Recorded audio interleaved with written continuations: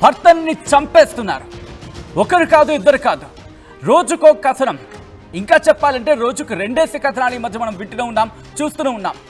వరుస ఘటనలతో ఆందోళన వ్యక్తమవుతోంది. సమాజం దారి తప్పుతోందా? పెళ్ళంటే భయపడిపోతున్నారు యువకులు. ఇప్పటికే దాని గురించి కూడా మాట్లాడుకుంటున్న సందర్భం. మరి ముఖ్యంగా కొన్ని రిపోర్ట్ల ప్రకారం కావచ్చు, కొన్ని కథనాల ప్రకారం కావచ్చు, 2024 వేదిక పోల్చుకుంటేనే పెళ్లి చేసుకునే వారి సంఖ్య గణనీయంగా పడిపోతోంది. బహుశా అదొక డిబేట్కి దారితీయచ్చు. బట్ దానికి లింక్ అయిపోయినప్పుడు ఇది కూడా కంశం చర్చకు వస్తుందా? సింగిల్ లైఫ్ సో బెటర్ అనుకుంటోంది ఈ కాలం యువత. యూపీలో భర్తను చంపి ముక్కలు ముక్కలు ముక్కలు ముక్కలుగా కోసేసి డ్రమ్ములో కప్పెట్టేసి ఎవరికి తెలియకుండా, ఎవరికి అనుమానం రాకుండా ప్రయత్నం చేసింది భార్య ముస్కాన్. ఆ ఘటన ఇలా మర్చిపోయిందో లేదో యావత్ భారత మొత్తం. హనీమూన్కి తీసుకువెళ్లి మేఘాలయలో భర్తను చంపేసింది సోనం రఘువంశీ. ఇక అక్కడి నుంచి మన తెలుగు రాష్ట్రాలకు సంబంధించి సోనం రఘువంశీ స్టోరీని ఇన్స్పిరేషన్గా తీసుకొని ఎక్కడా దొరకకుండా తప్పించుకు తిరుగుదామనుకుని ప్లాన్ చేసుకున్నారు ఇంకొక బ్యూటిఫుల్ కపుల్ అని వాళ్ళకి వాళ్ళు ఫీల్ అవుతున్నారు. మనం అంటున్న మాట కాదు, వాళ్ళే ఐశ్వర్య తేజేశ్వర్ తిరుమలకి సంబంధించి. ఎందుకంటే భర్తను కడతీర్చేందుకు ప్రియుడితో కలిసి ఎక్కడా దొరకకుండా ప్లాన్ చేసింది ఐశ్వర్య. కర్నూలుకి సంబంధించి ప్రియుడు తేజేశ్వర్ మోజులో భర్తనే చంపేసింది.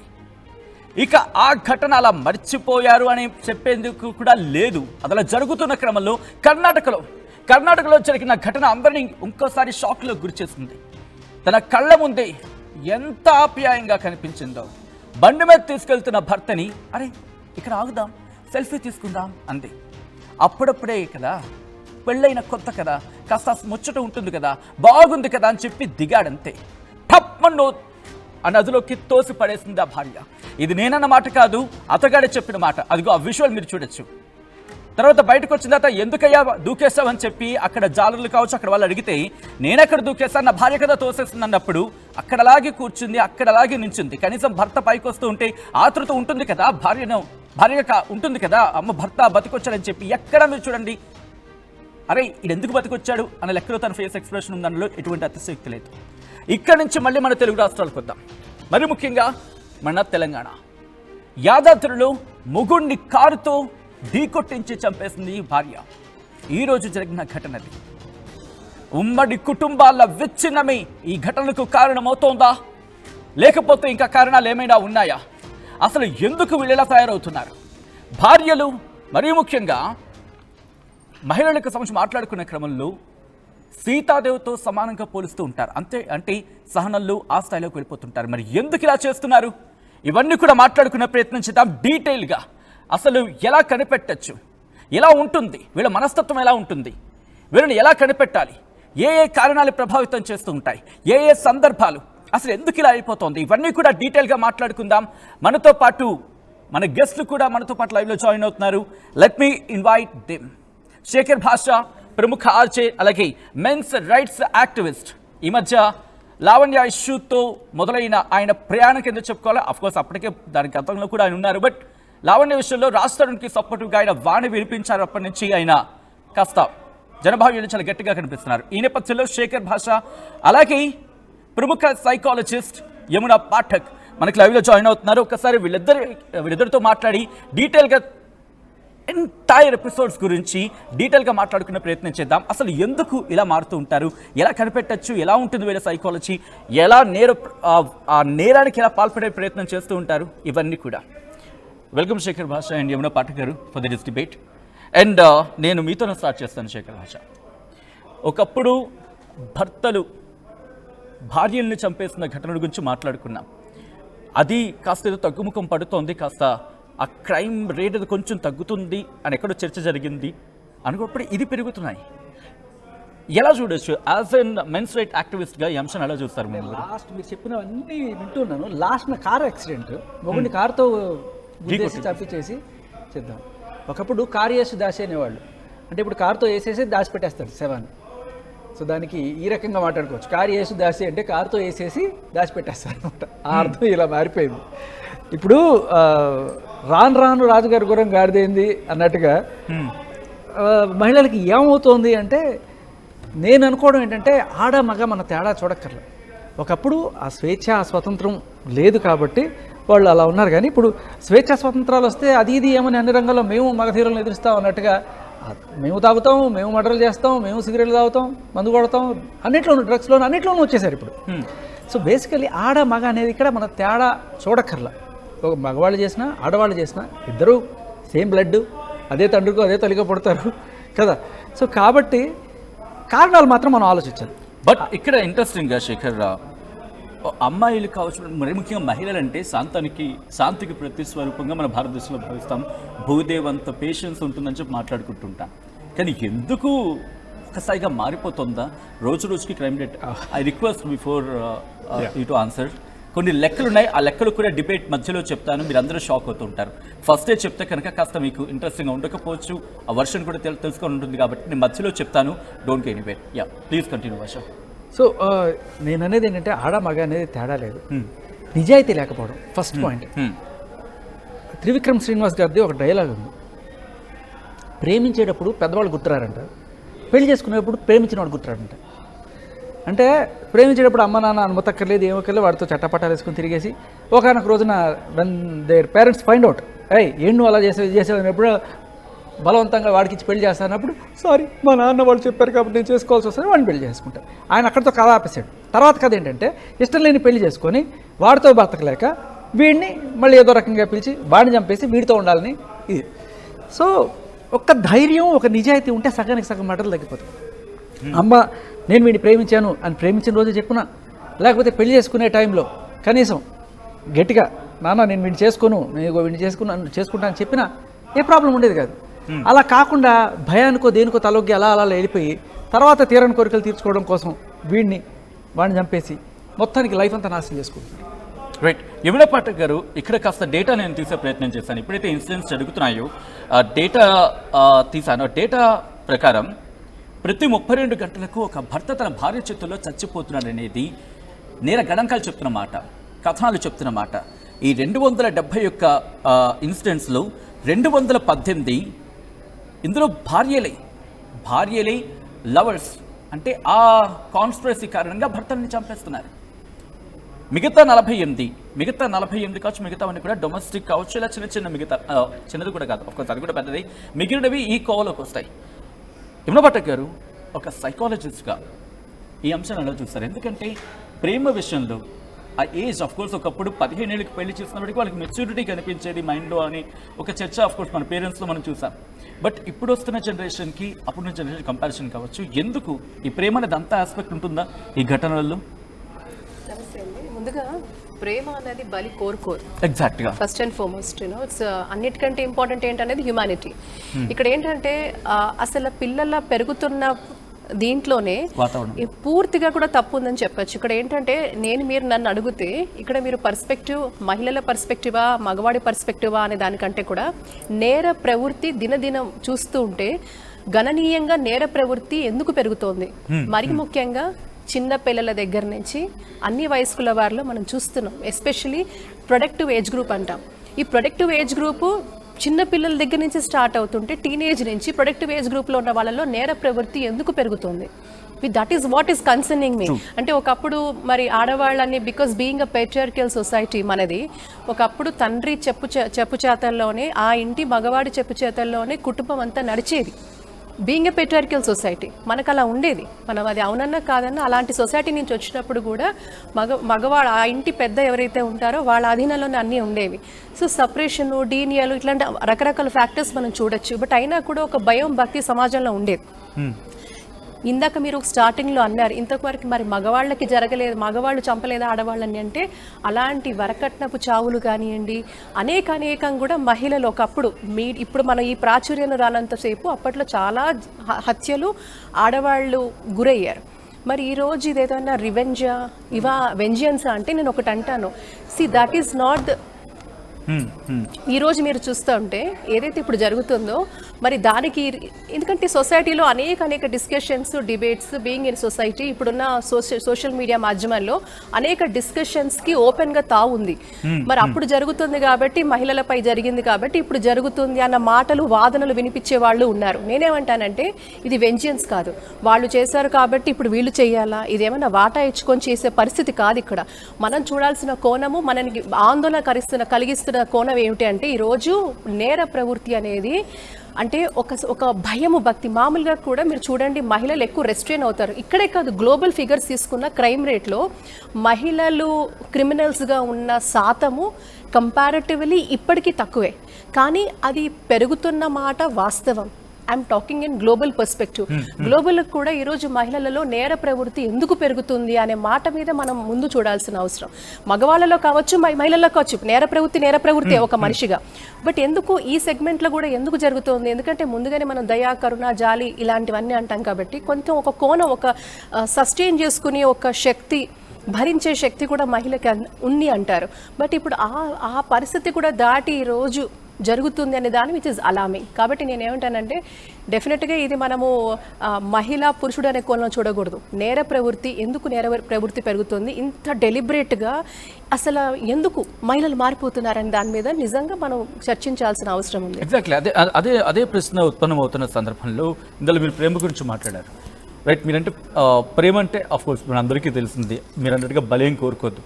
బట్ ఇప్పుడు ఆ ప్రేమకే బలైపోతున్నారు భర్తలు. అంటే ఇక్కడ పర్స్పెక్టివ్ చాలా మారిందండి. ఒకప్పుడు ఆడవాళ్ళు అంటే సరే అవన్నీ పక్కన పెడదాం, ఇప్పుడున్న సబ్జెక్ట్ వరకు నేను మాట్లాడాలి అంటే ఇప్పుడు జరుగుతున్న దాంట్లో కూడా ఈ రోజు పెళ్లి చేసుకోవాలంటే ఒక ప్యాకేజ్ ఉండాలి, ఈ అబ్బాయికి ఇంత ప్యాకేజ్ ఉండాలి, లేకపోతే ఇంత ఉంటేనే నేను పెళ్లి చేసుకో. ఒకప్పుడు పరిస్థితి అమ్మాయిలు లేరు. ఈ రోజుల్లో పెళ్లిళ్ళు జరగటం లేదు తొందరగా, అబ్బాయిలకి మ్యాచెస్ జరగటం లేదు. ఎందుకంటే పూర్తిగా అండ్ ఇంకొకటి, ఇంతకు ముందు కూడా మనం అనేక ప్రస్తావన చేసాం, 498 కూడా ఎలా మిస్యూజ్ అయింది. నేను ఒకటి అంటానండి, చాలా వరకు మగవాళ్ళు సఫరర్స్, సైలెంట్ సఫరర్స్ మగవాళ్ళు బోల్డ్ మంది ఉన్నారు, ఖచ్చితంగా ఉన్నారు. మనం అది ఎప్పుడు కూడా ఒక సమాజంలో ఒక సాఫ్ట్ కార్నర్ ఎలా ఉంటుందంటే, మహిళ అనగానే ఒక సాఫ్ట్ కార్నర్ ఉంటుంది. అది యూజువల్గా ఎనీ సొసైటీలో ఒక సాఫ్ట్ కార్నర్ ఉంటుంది. కానీ నేను ఒక సైకలాజికల్గానే నేను మాట్లాడుతున్నా, కానీ మగవాడు కూడా అంతకంతా కృంగిపోతున్నాడు. అది మనం డినై చేయాల్సిన అంశం కాదు. ఎందుకంటే మీరు చూడండి 80%, 70% పైన వాళ్ళకి ఆరోగ్య రుగ్మతలు కూడా ఎట్లొస్తాయి, మానసిక రుగ్మతలు ఎట్లొస్తాయి అంటే కనీసం వెంట్ అవుట్ చేసే పరిస్థితి మగవాడికి ఉండదు. సో అట్లాగే సొసైటీలో మనము ఓపెన్ డిస్కషన్ పెట్టాలి, చర్చ పెట్టాలి అంటే మరి ఈరోజు సఫరర్స్ ఉన్నారా మహిళల వల్ల అంటే ఉన్నారు, మహిళల వల్ల సఫర్ అయ్యే మగవాళ్ళు ఉన్నారు.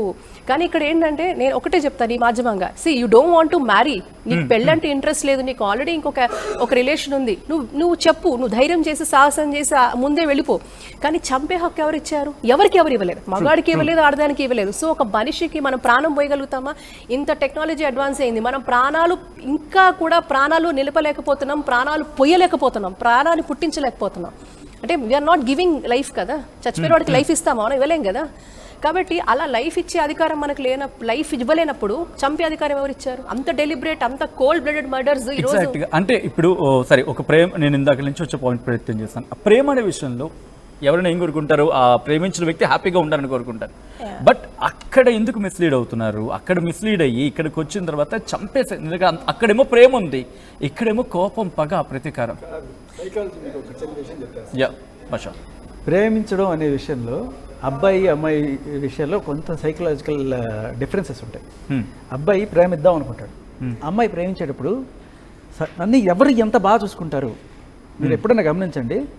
సగానికి సగం అబ్బాయిని ఎవరన్నా సిరివి ఎలాంటి అమ్మాయి కావాలని అడిగితే అందంగా ఉండాలి, కాస్త గుణవతి కావాలి ఇలా అనుకుంటాడు. అమ్మాయిని అడిగితే 99% చాలామంది మనకు వచ్చే ఆన్సర్ ఏంటంటే నన్ను బాగా చూసుకోవాలి, వాడు ఎలా ఉన్నా పర్లేదు, కొన్నిసార్లు నన్ను బాగా చూసుకుని నన్ను బాగా ప్రేమించేవాడు. అంటే ప్రేమ ఇవ్వాలి, నాకు ప్రేమించాలి అనేది ఎక్కువ కోరుకుంటారు ఆడవాళ్ళు. మగవాళ్ళు అంతా కోరుకోరు, బేసికల్లీ మగవాడు ప్రేమిద్దామనే కోరుకుంటాడు. అండ్ ఇంకొకటి ఏంటంటే ధైర్యం, చంపడానికి చావడానికి ఉన్న ధైర్యం ఇంట్లో వాళ్ళకి, లేకపోతే పెళ్లి చేసుకునేటప్పుడు వాడికి, నువ్వు పెళ్లి చేసుకుంటున్నావు ఒకడిని, వాడికి అయ్యా నేను ఒకటి ప్రేమించాను, మా నాన్న వాళ్ళు బలవంతంగా చేస్తున్నారు అని చెప్పి వాడికి చెప్పచ్చు కదా. పోనీ అలా కాదు, 2-3 బ్రేకప్లు అయినాయి, నాకు ఇంతకుముందు ఇది అయ్యేది, నా పరిస్థితి ఇది అని చెప్పి దాచిపెట్టకుండా ఓపెన్గా చెప్పే ధైర్యం ఎందుకు లేదు అంటే యువర్ నాట్ ఫైనాన్షియల్లీ స్టేబుల్, నా బతికేమైపోతుందో. అంటే పిల్లల్ని మనం పెంచేటప్పుడు వాళ్ళని ఒక ఏబుల్డ్గా మనం పెంచకపోతే వాళ్ళకి ఆ ధైర్యం రాదు. చెప్పడానికి కూడా అమ్మో ఏదో రకంగా మనకి మన లైఫ్ ఇదైపోతుంది, నాశనం అయిపోతుంది. ఇంకోటి ఏంటంటే సోషల్ నామ్స్. అమ్మో సొసైటీ ఒకవేళ అంత ధైర్యం ఉన్నా కూడా, ఫైనాన్షియల్ స్టేబిలిటీ ఉన్నా కూడా, అమ్మో పక్కింటి వాడేమనుకుంటాడు, ఎదుటి వాడేమనుకుంటాడు అని చెప్పి నోరు మూసుకొని పెళ్ళిళ్ళు చేసుకొని తర్వాత కామ్గా ఎవరికి తెలియకుండా చంపేద్దాం. పరువు మర్యాద అన్నీ ఉండాలి, దొంగతనంగా చంపేద్దాం అని చూసాను. చంపేశారు, మళ్ళీ బెయిల్ మీద బయటకు వస్తారు అని. So this is something very unfortunate. ఎందుకంటే మొన్న ఇదే క్రమంలో చంపేస్తే I think 9th or 10th class student చంపేస్తారు, బయటకు వస్తారు, మళ్ళీ బెయిల్ మీద వస్తారు. అంటే భయం అనేది లేదు సొసైటీలో. అంటే ఈరోజు విచ్చలవిడిగా క్రైమ్ పెరిగిపోతుంది అని అంటే అర్థం ఏంటంటే అక్కడ ఈరోజు ఈ మన ఒక్క న్యాయ దీని మీద లేకపోతే చట్టం మీద గౌరవం లేదు, చట్టం మీద భయం అనేది లేదు, ఇక్కడ లేదు. ఎందుకంటే మీరు అదే బయట దేశాల్లో చూడండి, మన పక్కనున్న సింగపూర్లో చూడండి, మనం ఎక్కడో అనట్లే కదా, మనం అందరం కూడా దీన్ని సింగపూర్ చేస్తాం, మలేషియా చేస్తాం అంటాం కదా. మరి ఆ దేశాలలో చట్టాలు ఎలా ఉన్నాయి? మన దేశాల చట్టాలు ఉన్నాయి, అద్భుతమైన చట్టాలు ఉన్నాయి, కానీ అమలు పరిచే ఎక్కడుంది? జాప్యం జరుగుతుంది. అంటే అంత భయం లేకుండా మీడియాకి ఇచ్చిన స్టేట్మెంట్ అది. అంటే 10 మంది ఒక సోషల్ మీడియాలో చూస్తున్నారనే భయం కూడా లేకుండా ఈ రోజు చంపితే చంపుతాడు, చంపితే చంపేస్తుంది, బయటకు వస్తారు, బెయిల్ మీద వస్తారు అనే భావాజాలం వాళ్ళలో నాటుకుపోయిందంటే వీళ్ళకి అసలు భయం అనేది ఎక్కడా కూడా భారత శిక్షా దీని మీద ఏదైతే మన ఐపీఎస్సీ మీద కానీ వీళ్ళకి భయం లేదు. ఎందుకంటే బయటకు వచ్చేస్తాం. సో వీళ్ళ ఒక నేర ప్రవృత్తిని అరికట్టాల్సిన రిఫార్మేషన్ ఎక్కడ జరుగుతోంది? అసలు వీళ్ళ మానసిక ప్రవృత్తి ఎందుకుంది? What is that which is striving? ఒకసారి రూట్ కాజ్ నుంచి వెళ్ళే ప్రయత్నం చేద్దాం. చిన్నప్పటి నుంచి అన్నట్టుగా ఘటన బహుశా 9th క్లాస్ వాళ్ళ ప్రేమ కోణంలో వాళ్ళ తల్లిని చంపేసిన తర్వాత ఆ వ్యక్తి ఎవరైతే వీళ్ళు మొత్తం కలిసి చంపేస్తారో వాళ్ళ మదర్ అన్న స్టేట్మెంట్. అంటే చిన్నప్పటి నుంచి పిల్లల్లో కనీ పెంచిన తల్లిని కూడా మర్చిపోయేంతలా అది ప్రేమ అవుతుందా చెప్పండి? That is stupidity. ప్రేమ అంటే ఏం చెప్పండి? ఈ రోజు అంటాను, ఈ రోజు ఎవరైతే ప్రేమ అని ఇంత ఇదైపోతున్నారో ఇదే ప్రేమ ఇప్పుడు ప్రేమ కోసం చేయడం కాదు, షష్టి పూర్తుల వరకు ఎన్ని వెళ్తున్నాయి చెప్పండి. నేను ఒక మనిషిని ప్రేమించాను, ఆ మనిషితో నిబద్ధతతో నిలకడగా ఒక బాధ్యతతో అదే ప్రేమతో నేను ఈ రోజు ఉన్న మనిషి అంటే నేను యంగ్స్టర్గా ఉన్నప్పుడు నేను ఒక మనిషితో ఉన్న ప్రయాణము నాకు షష్టి పూర్తి అన్నేళ్ళు ఉంటున్నామా? 10 ఏళ్ళు ఉంటున్నారా? 5 ఏళ్ళు ఉంటున్నారా? వీళ్ళు 5 ఏళ్లలో ఉంటున్నారా? మరి వీళ్ళది ప్రేమ ఎలా అవుతుంది? వీళ్ళది ఆకర్షణ కాదా? లేకపోతే ఇంకొక ప్రలోభం, ఒక డబ్బు ఉందనో లేకపోతే ఇంకేదైనా హోదా ఉందనో? అసలు ఈరోజు నిజంగా నిబద్ధత గల దంపతుల్ని మనం చూపించగలుగుతున్నామా? ఒక్క సక్సెస్ స్టోరీ చూపించగలుగుతున్నామా? మన అమ్మమ్మ తాతల్లాగా వాళ్ళకి చూపించగలుగుతున్నామా? మనం ప్రయాణం చేయగలుగుతున్నామా? ఒక్క సంవత్సరం నిలకడగా ఉండలేకపోతున్నారు. ఇది ప్రేమ ఎలా అవుతుందండి? ఇది మీరు కేవలం ప్రలోభాలకి లొంగి డబ్బుందా? బట్ నేను మళ్ళీ అదే పాయింట్, చిన్నపిల్లల్లో ఆ ప్రేమ ఏంటి? ఆ ప్రేమ ఆకర్షణ అది ఎలా గుర్తుపట్టాలి? ఎందుకంటే నేను ఉంటాను, లైక్ ఒక పేరెంట్ ఉంటాడు, వాడు స్కూల్కి పంపిస్తా అనుకుంటాడు తప్ప నా కూతురు ప్రేమలో పడిందో లేకపోతే నా కొడుకు ప్రేమలో పడ్డారో లేకపోతే వాళ్ళు ఉండని చెప్పి వాళ్ళు అనుకోరు కదా. ప్రాబ్లం ఎక్కడంటే బికాస్ పేరెంట్స్ నెగ్లిజెన్స్ ఖచ్చితంగా ఇందులో ఉంటుంది. మీకు చెప్పమంటారు, ఈ రోజు ఎవరికైతే హెల్దీ పేరెంటింగ్, ఇప్పుడు ఒక చక్కగా తల్లి తండ్రి కనుక మంచి క్లోజ్ అసోసియేషన్, కమ్యూనికేషన్, ఒక ఇంటరాక్షన్, ఒక ఇంటర్పర్సనల్ రిలేషన్ వాళ్ళ పిల్లలతో ఉంటుందో ఆ పిల్లలు తప్పు చేసే ఆస్కారం చాలా negligible. It's a proven fact. ఎందుకంటే వాళ్ళకి ప్రతి అణువు కూడా తన చైల్డ్ ఎలా ఉంటున్నాడు, ఎలా మాట్లాడుతున్నాడు, ఎలా మాట్లాడుతుంది, ఎట్లా బిహేవ్ చేస్తుంది, తన ఆలోచనలు ఏ విషయంలో ఉన్నాయి, వాళ్ళు ఏం చేస్తున్నారు, వాళ్ళ కవలికలు. ఈ రోజుకి కూడా నా కవలికలు మారితే మా మదర్ ఏమైంది నాన్న అని అడుగుతారు. అంటే మన పేరెంట్స్కి కానీ మన లైఫ్ పార్ట్నర్ కావచ్చు, మనతో చాలా క్లోజ్ అసోసియేషన్ ఉన్న వ్యక్తులు మన కవలికలు, మన ఆలోచనలు, మనం చేసే ప్రతిదీ కూడా వాళ్ళకి అర్థం అవుతుంది. సో ఇది ఎలా జరుగుతోంది? ఇది ఎందుకు లేదు అంటే ఈ రోజు ఎందుకు ఆ లోన్లీనెస్. ఇప్పుడు తల్లి తండ్రి ఇద్దరు బిజీగా ఉన్నారు, ఇద్దరు కూడా వాళ్ళ బాధ్యతలు అంటే వాళ్ళు ఏమనుకుంటున్నారు, కేవలం పిల్లలను మనం వాళ్ళకి కావాల్సిన డబ్బులు ఇచ్చేస్తే లేకపోతే వాళ్ళ ఫీజులు కడితే వాళ్ళకి ఏదో బట్టలు కొని ఇచ్చేస్తే వాళ్ళకి కావాల్సిన అన్ని చేసేస్తే మన బాధ్యతలు నెరవేరాయని వాళ్ళు అనుకుంటున్నారు. కానీ ఇది బాధ్యత కాదు కదా, వాళ్ళ బాధ్యత అది కాదు కదా. అసలు వాళ్ళ మనసులో ఆలోచనలు ఏ విధంగా ఉన్నాయి, వాళ్ళు తిరుగుతున్న వ్యక్తులు ఎవరు అంటే పియర్ గ్రూప్ అంటాం. ఇప్పుడు పిల్లలు చాలా వరకు మీరు చూడండి, ఫ్రెండ్స్ కలిసి ప్లాన్ చేసి ప్లాట్ చేసి మర్డర్ చేస్తున్నారు. వీళ్ళు దేన్ని చూస్తున్నారు, వీళ్ళ ఎక్స్పోజర్ ఎక్కడ ఉంది? ఈ రోజుల్లో సర్వసాధారణంగా మీరు గూగుల్ చేస్తే ఒక మర్డర్ ఎట్లా చేయాలి, ఒకటి అడిగేసి చెప్పేస్తుంది, ఇన్నోవేటివ్ మర్డర్ ప్లాన్స్ ఇవ్వండి అంటే అది వచ్చేస్తుంది, ఒక మనిషిని ఏం చేయాలని చెప్పేసి అది వచ్చేస్తుంది. సో ఇలాంటి టూల్స్ అన్నీ కూడా చాలా అవైలబుల్గా విచ్చలవిడిగా మీకు సోషల్ మీడియాలో ఉన్నప్పుడు, దాని మీద నియంత్రణ లేనప్పుడు, మరి అక్కడ మళ్ళీ వాడు చెడు సావాసంతో అమ్మాయి కావచ్చు అబ్బాయి కానీ ఉన్నప్పుడు వీళ్ళ మానిటర్ చేసే వ్యక్తులు కానీ వ్యవస్థలు కానీ లేనప్పుడు, అటు విద్యా వ్యవస్థలో కానీ వీళ్ళకి మానిటర్ చేసే కౌన్సిలింగ్ సెషన్స్ లేనప్పుడు, ఇంట్లో పెద్దవాళ్ళు ఇద్దరు వీళ్ళ ప్రయోజనం కోసం వీళ్ళు బాగుపడాలని వీళ్ళ జీవితాలు పూర్తిగా ఆహుతి చేసుకుంటూ వాళ్ళు చేసేవాళ్ళు ఉన్నారు, నెగ్లెక్ట్ చేసేవాళ్ళు ఉన్నారు. అంటే వాళ్ళ స్వప్రయోజనాల కోసం వాళ్ళ జీవితాలు చూసుకుంటూ పిల్లల జీవితాలు విస్మరించే వాళ్ళు కూడా ఉన్నారు. సో ఇలాంటి తరుణాల్లో how do you expect a child to grow as a healthy individual? ఒక ఆరోగ్యవంతం అంటే మానసిక ఆరోగ్యం కూడా ఇంపార్టెంట్. చాలా మంది ఈరోజు ఆ రుగ్మతలతోనే పెరుగుతున్నారు. ఈరోజు డ్రగ్స్ ఎందుకు, ఆల్కహాల్ ఎందుకు? ఒక మనిషిని కోల్డ్ బ్లడెడ్గా కని పెంచిన తల్లిని చంపేస్తున్నారు, తండ్రిని చంపేస్తున్నారు, ఇర్రెస్పెక్ట్ ఆఫ్ జెండర్, అమ్మాయి కావచ్చు అబ్బాయి కావచ్చు. ఈరోజు కోల్డ్ బ్లడెడ్ మర్డర్స్ అంటే మీరిందాకన్నా ప్రేమ అనే అది ప్రేమ కాదు. సో ఆ ఒక్క మత్తులో అటువంటి పదజాలంలో వీళ్ళు పూర్తిగా కూడా ఒక మాయజాలంలో పడిపోయి ఈరోజు మనుషుల్ని చంపేద్దాము యాంటీ సోషల్ ఎలిమెంట్స్గా తయారవుతున్నారు వీళ్ళు. రైట్ వర్డ్ అంటే యాంటీ సోషల్ ఎలిమెంట్స్. ఒక మంచి పదాన్ని మీరు ఇక్కడ వాటించగలి ఒకసారి భాష దగ్గరికి వెళ్ళే ప్రయత్నం చేస్తాం. భాష anti social element, the right word what she used. ఇక్కడ ఆ పదాన్ని తీసుకున్నప్పుడు మనం కూడా మాట్లాడుకున్నాం, తల్లిదండ్రుల దగ్గర వీళ్ళకి సమాధానం చెప్పడానికి ధైర్యం లేదు, రైట్? బట్ పెళ్ళయిన తర్వాత ప్రియుడితో కలిసి భర్తను కట్టుకున్న వాడిని చంపేసేంత ధైర్యం వస్తుంది. ధైర్యం కాదు, అది కూడా పిరికితనమే. ఎట్లా ధైర్యం ఉంటే నాకు నువ్వు వద్దు పోరా నేను వీడితో పోతాను అని చెప్తావు, ఇది పిరికితనం. ఇంకా కొంత ధైర్యం ఉంటుంది, చచ్చిపోయేంత ధైర్యం, సొంతంగా చచ్చిపోయేవాళ్ళు, ఆత్మహత్యలు చేసుకునేవాళ్ళు, అది చాలా ధైర్యవస్తులు. ఇది ధైర్యం కాదు, ఇది పిరికితనం. పిరికితనం కాబట్టే చంపుతున్నారు. ఓకే, డైరెక్ట్గా ఫేస్ చేసి ఇప్పుడు నేను భర్త చచ్చిపోయాడు కాబట్టి నేను ఇంకో వీడిని చేసుకుంటున్నాను అనే కోణంలో వెళ్దాం అనుకుంటాను తప్ప ధైర్యంగా నాకు వీడిష్టం లేదు లాయర్ దగ్గరికి వెళ్ళి లేకపోతే పోలీసుల దగ్గరికి వెళ్ళి నేను విడిపోదాం అనుకున్నాను అని చెప్పే ధైర్యం లేదు. పిరికి పంద చర్యలు ఇవన్నీ. అండ్ మీకు ఒక అంటే మనం ఆ డేటా గురించి మనం మాట్లాడుకున్నాం. నేను ఒక్కసారి ఆ డేటా గురించి చెప్పిందో మీ దగ్గరికి వచ్చే ప్రయత్నం చేస్తా. ఇది ఉత్తరప్రదేశ్, బీహార్, రాజస్థాన్, మహారాష్ట్ర, ఎంపీ. మళ్ళీ రిపీట్ చేస్తున్నా, ఉత్తరప్రదేశ్, బీహార్, రాజస్థాన్, మహారాష్ట్ర, మధ్యప్రదేశ్. ఈ 5 రాష్ట్రాలకు సంబంధించిన డేటా బయటకు తీస్తే షాక్ అయ్యేలా ఉన్నాయి రికార్డ్స్. 2020 నుంచి 2024 మధ్య, ఇది 2020 నుంచి 2024 మధ్య ఆ డేటా తీస్తే ఈ డేటా ప్రకారం 785 మంది భర్తలు చచ్చారు తమ భార్య చేతుల్లో. బహుశా నేను చెప్పిన విధానం కాస్త మీకు హర్టింగ్గా ఉండొచ్చు. భర్తలు చంపేశారు భార్యలు అంటే కరెక్ట్గా ఉంటుంది. ఇది దీంట్లో ఈ లెక్క ప్రకారం చూసుకుంటే ప్రతి 2 రోజులకు ఒక వ్యక్తి, ప్రతి 2 రోజులకు ఒక భర్త, ఒక మగాడు తన భార్య చేతిలో హతమైపోతున్నాడు. ఇందులో అగ్రభాగం ఉత్తరప్రదేశ్దే. 274 ఉత్తరప్రదేశ్లో మరణాలు సంభవించాయి. ఇక్కడ భార్యలు భర్తలను చంపేస్తున్న ఘటన. ఆ తర్వాత బీహార్లో 185 మంది భర్తలు తమ భార్యల చేతుల్లో చచ్చిపోయారు. చాలా మంది నాతో అంటూ ఉన్నారు ఇది ఎంపవర్మెంట్ కదండి. నేను వాట్ నాన్ సెన్స్ అన్న, ఇది ఎంపవర్మెంట్ ఎట్లయితుంది అన్న?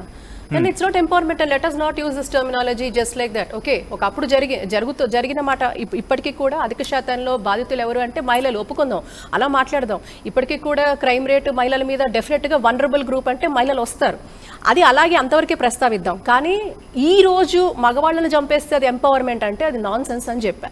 Absolutely nonsense. ఎట్లయితుందండి ఎంపవర్మెంట్? నేను ఏమంటానంటే ఒక కుటుంబ వ్యవస్థ ఈరోజు ప్రపంచ దేశాలలోనే మన భారతదేశంలో మన భారతీయ వ్యవస్థ, కుటుంబ వ్యవస్థ అంటే ప్రపంచ దేశాల్లో ఎంతో గౌరవం ఉంది. దాంట్లో ఏ మగవాడు వల్ల నడవదు, లేకపోతే ఒక్క ఆడదాని వల్ల నడవదు. ఇద్దరు కూడా ఆ మాతృశక్తులు ఆ పితృశక్తులు కలిస్తేనే ఈ ఒక అద్భుతమైన కుటుంబ వ్యవస్థ నడుస్తుంది. అలాంటి ఆ వ్యవస్థని ఈరోజు కూని చేసే ప్రయత్నం వీళ్ళు చేస్తున్నారు. వీళ్ళ పనికిరాని దరిద్రపు భావజాలంతో, వీళ్ళకి పనికిరాని, వీళ్ళకి అర్థం కాని కొత్తవన్నీ తీసుకొచ్చి రుద్దుతున్నారు ఈరోజు. కాబట్టి తప్పుని తప్పు అని చెప్పగలగాలి. అది మహిళ చేసినా తప్పే అని చెప్పగలగాలి. అది ఎంపవర్మెంట్ ఎట్లయితుందండి? అది ఎంపవర్మెంట్ కాదు. ఒక మగవాడిని చంపేసి క్రూరంగా ఇప్పుడు ఆ రోజు చూడండి, అసలు అభం శుభం తెలియదు అతనికి. ఎంతో సంతోషంగా ఆ వరుడు పెళ్లి చేసుకున్నాడు, పాపం వాళ్ళు వెళ్ళారు. ఎవరికైనా కళలు ఉంటాయి కదా, ఇప్పుడు ఆడవాళ్ళకి ఎలా ఉంటాయి, మగవాళ్ళకి కూడా ఉంటాయి. Let us accept that. ఇప్పుడు కేవలం పక్షపాతంగా మాట్లాడాల్సిన పని లేదంట నేనైతే. కాబట్టి ఈరోజు ఒక సొసైటీ హెల్దీగా ఉండాలి అంటే పరివర్తన 2 చోట్ల నుంచి ఉండాలి, ఇరువైపుల నుంచి ఉండాలి, ఇద్దరూ బాగుండాలి, ఇద్దరి ఆలోచన విధానం బాగుండాలి. కానీ ఈరోజు అదే కమిట్మెంట్, అదే ఒక భరోసా, అదొక మ్యూచువల్ అండర్స్టాండింగ్తో లేకుండా ఈరోజు ఏదో జరిగిపోతుందనే దాని మీద జీవితాన్ని చాలా సులభంగా తీసేసుకుంటున్నారు వీళ్ళు. జీవితం అంటే అసలు లెక్క లేకుండా పోయింది, అంటే లెక్క లేదు జీవితంలో. ఇలా ఇది మనం ఏదన్నా కానీ యమున గారు ఇక్కడ ఒక క్వశ్చన్ రైజ్ అవుతుంది. ఎందుకంటే వీళ్ళే మళ్ళీ చదువుకోలేని వాళ్ళు కాదు, ఆ మాత్రం సమాజం మీద అవగాహన ఉంది, మొబైల్ వాడగలిగేంత శక్తి వచ్చిందంటే వీళ్ళకి తెలుస్తుంది. మొబైల్ వాడినంత మాత్రాన శక్తి వచ్చినట్టు కాదు, కాస్త ఎడ్యుకేటెడ్ అంటే ఆ రీల్స్ చూసో లేకపోతే ఎంత తెలుస్తున్నట్టు. ఇక్కడ జరిగేది ఏంటంటే వాళ్ళు అంటే ఆ మాత్రం ఒకప్పుడు పోల్చుకుంటే ఎడ్యుకేట్ కాదండి. నేను చెప్పిన ఇది ఎడ్యుకేషన్ కాదండి. Education should make us more wiser కదా, ఇది ఎడ్యుకేషన్ కాదు. అప్పట్లో చదువుకోలేని వాళ్ళు కూడా, అంటే మామూలుగా చదువు లిటరసీ లేకున్నా కూడా కుటుంబ వ్యవస్థని తల్లులు చాలా గొప్పగా తీర్చిదిద్దారు. అది అక్కడ వివేకం ఉంది, అక్కడ విజ్ఞానం ఉంది, అక్కడ జ్ఞానం ఉంది, అక్కడ శాస్త్రీయత ఉంది. కుటుంబాన్ని ఎలా ముందుకు తీసుకెళ్లాలో, భర్త పరువుని కానీ పిల్లల్ని కానీ ఆ సమాజంలో తన కుటుంబాన్ని ఎలా నిలబెట్టాలో అక్కడ శాస్త్రీయత ఉంది. ఇప్పుడు ఈ రోజు మీరు ఆధునిక భావాజాలంతో, ఆధునిక పోకడలతో చెప్తున్న ఇటువంటి వాళ్ళకి లేదు అంటాను నేనైతే, ఖచ్చితంగా లేదు. It's I'm open for this open debate, లేదనే అంటాను నేను. ఇది ఎంపవర్మెంట్ ఎట్లా అవుతుందంటాను నేను, డెఫినెట్ గా కాదు, అబ్సల్యూట్ గా కాదు. ఇక్కడ ఈ రోజు ఒక సమాజం ముందుకెళ్లాలంటే స్త్రీ పాత్ర అద్భుతమైన పాత్ర. ఆవిడకి అందుకే అంటారు కదా, భూదేవంత ఓర్పు అంటే ఈ రోజు ఓర్పు అక్కర్లేదు అంటున్నారు. కరెక్ట్ కాదంటాను నేను. ఓర్పు ఉండాలి, ఆడవాళ్ళకి ఉండాలి, మగవాళ్ళకి ఉండాలి. మగవాళ్ళని మెంట్ చేసుకునే శక్తి ఆడవాళ్ళకు ఉంది. తను ఏదైతే ఒక నమ్మిన చక్కటి సిద్ధాంతాన్ని తన వైపు మలుచుకోగల శక్తి కూడా ఆ తల్లికి ఉంది. కాబట్టి అప్పుడే కుటుంబాలు నిలబడ్డాయి. మన ఇంతకుముందు మన పూర్వీకులు ఎందుకు అంత చక్కగా అంత పెద్ద కుటుంబాలు ఎందుకు ఉండేవి? అర్థం చేసుకునే తత్వం ఉంది, పక్కన వాళ్ళని తప్పు చేసినా కూడా ఇది కాదు అని నచ్చ చెప్పే గుణం ఉండింది. ఇవన్నీ కూడా ఉన్నాయి, ఈ రోజు ఉన్నాయా? అండ్ ఇంకొక దరిద్రం ఏంటంటే కొన్ని సీరియల్స్, కొన్ని ఓటీటీ ప్లాట్ఫామ్స్ మీద వచ్చి వీళ్ళని పక్కన ఎట్లా మర్డర్ చేయాలి, ఇవే స్టోరీస్ మీరు చూడండి. ఇప్పుడు మనం ఎప్పుడైతే చెప్పుకుంటున్నామో వీళ్ళేమంటారో వచ్చాయి కాబట్టి మేము తీస్తున్నారు కాబట్టి మేము చూసి చేస్తున్నాం అంటారు. ఎందుకు ఆల్రెడీ ఒక ఘటనకు సంబంధించి మాట్లాడుకున్న సందర్భంలో ఇన్స్పిరేషన్ ఎక్కడి నుంచి వచ్చిందంటే ఎక్కడ కనెక్టివిటీ కుదురుతూ ఉంటుంది. ఎగ్జాక్ట్లీ. దిస్ ఇస్ ఏం జరుగుతోంది, ఎటువైపు వెళ్తోంది, అవి ఎంత విషపూరితం అంటే మీరు అంటారు కదా, మనం వినేదానికంటే అండి మనం చూసిన దాని మీద ఎక్కువ విజువల్ ఇంపాక్ట్ ఉంటుంది. మరి ఈ రోజు ఒక మర్డర్ చేయాలంటే అది చూసి ఆ పర్టికులర్ సన్నివేశాన్ని చూసి they are committing crime. So దీని మీద నియంత్రణ ఎక్కడ ఉంది అంటే ఇది చూడడం వల్లే అవుతుందా, మేము తీయడం బట్టే వాళ్ళు అవుతుందంటే అవుతోంది, ఖచ్చితంగా అవుతోంది. ఈ రోజు మీరు అంటున్న ఆ స్వాతంత్రం, ఈ రోజు భయం లేకపోవడం, సమాజం మీద కూడా భయం లేదు. ఎందుకంటే ఒకప్పుడు సమాజం అంటే ఇరుగు పొరుగు వాళ్ళు ఏమంటారు, వాళ్ళు ఏమైనా అంటారా అంటే అలా భయం ఉండేది. కానీ ఈరోజు ఆ భయం లేదు, సొసైటీలో భయం లేదు, ఎవరంటే భయం లేదు, ఎక్కడ భయం లేదు. మనిషి ఒక్క మానసిక ప్రవృత్తి చాలా వికృతంగా తయారైంది. ఇక్కడి నుంచి భాష జరిగి వెళ్ళి పెడుతున్నాం. భాష యమున గారు అన్నట్టుగా సరే, అక్కడి నుంచి నిజంగా ఇక్కడ సంవాట్ ఇక్కడ అబ్బాయిలు కావచ్చు లేక మగవాళ్ళు కాస్త బలహీనత వచ్చిందనుకోవాలి. ఖచ్చితంగా అంటే బియ్యానికైనా కయ్యానికైనా సమృద్ధి కావాలంటారు. చాలాసార్లు మనం చూస్తుంటే వీడు నల్లగా పొట్టిగా ఉంటాడు, అమ్మాయి అందంగా అద్భుతంగా ఉంటుంది, ఎందుకు పెళ్లి చేసుకుంటున్నారా వీళ్ళిద్దరు అని చెప్పి చూసిన వాడికి ప్రతి ఒక్కరికి డౌట్ వస్తుంది. ఆ అమ్మాయికి వీడికి మంచి ఆస్తుందనో లేకపోతే వీడు ఉద్యోగంలో నెలకు 1,00,000 రూపాయలు 2 లక్షలు తీస్తున్నాడనో మొత్తానికి ఏదో కాంప్రమైజ్ అయ్యి చేసుకుంటుంది. చేసుకున్న తర్వాత ప్రతిరోజు అద్దంలో చూసుకున్నప్పుడు నా అందానికి అన్యాయం జరిగిపోయిందిరా బాబో, వీడేమిట్రా నాకు అని చెప్పి మెల్లగా స్టార్ట్ అవుతుంది.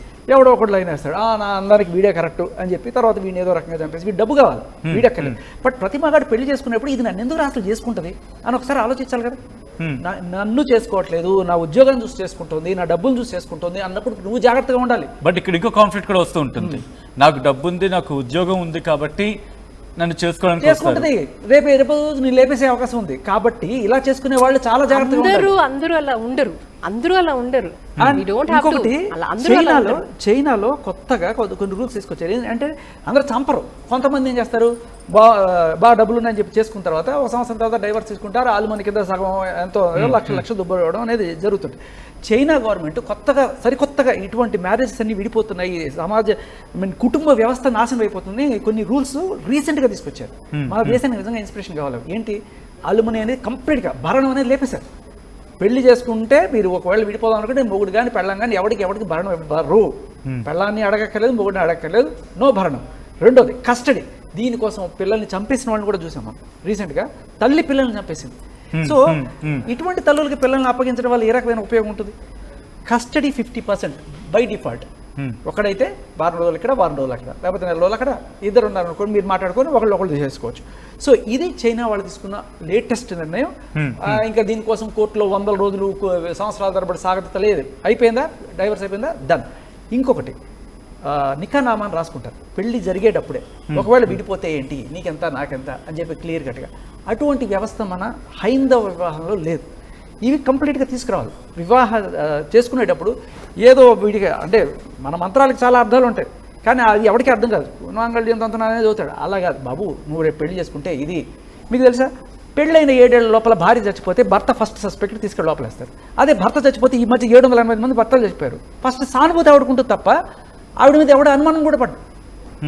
అండ్ మన చట్టాల్లో కొన్ని 6 గంటల తర్వాత ఆడిని చేయకూడదు, ఆడవాళ్ళని అరెస్ట్ చేయాలంటే ఆడ పోలీసులు కావాలి. ఎక్కడున్నారండి స్టాఫ్? నువ్వు వచ్చి పట్టుకోవాలని కూడా నీ మీద కేసు పెడుతుంది ఆవిడ.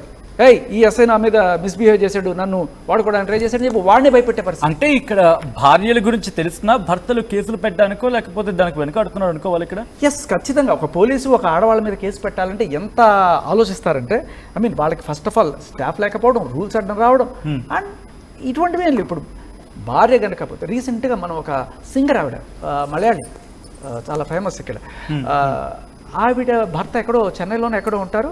ఆయన ఫోన్ చేసి పోలీస్ స్టేషన్కి మా ఆవిడ ఇట్లా సూసైడ్ చేసుకుంటున్నట్టు టెండెన్సీస్ అనిపిస్తున్నాయండి, ఇమీడియట్గా వెళ్ళి సేవ్ చేయండి అంటే మన పోలీసులు అక్కడికి వెళ్ళి ఆవిడ తలుపులు బద్దలు కొట్టి సేవ్ చేశారు. సింగర్, చాలా ఫేమస్ సింగర్.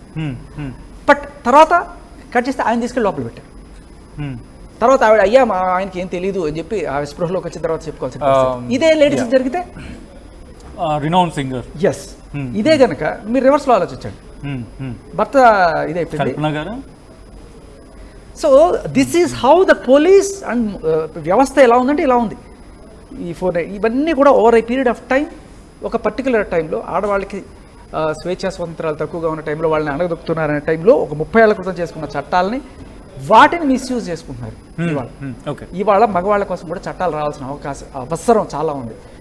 మగవాళ్ళ కోసం పురుషుల కమిషన్, హీటింగ్స్ రావాల్సిన ఆవశ్యకత ఎంతైనా ఉంది అనేవి ఈ స్టాటిస్టిక్స్ చాలా క్లియర్గా చెప్తున్నాయి. ఇందాక మేడం అన్నారు బెయిల్ గురించి.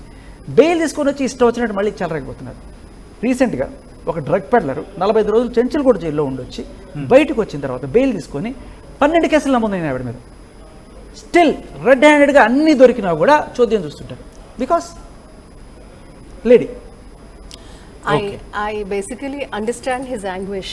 కానీ ఇక్కడ ఏంటంటేనండి రూట్ కాజ్ ప్రాబ్లమ్స్ ఏంటి, it is not about religion or about anything, the mind set.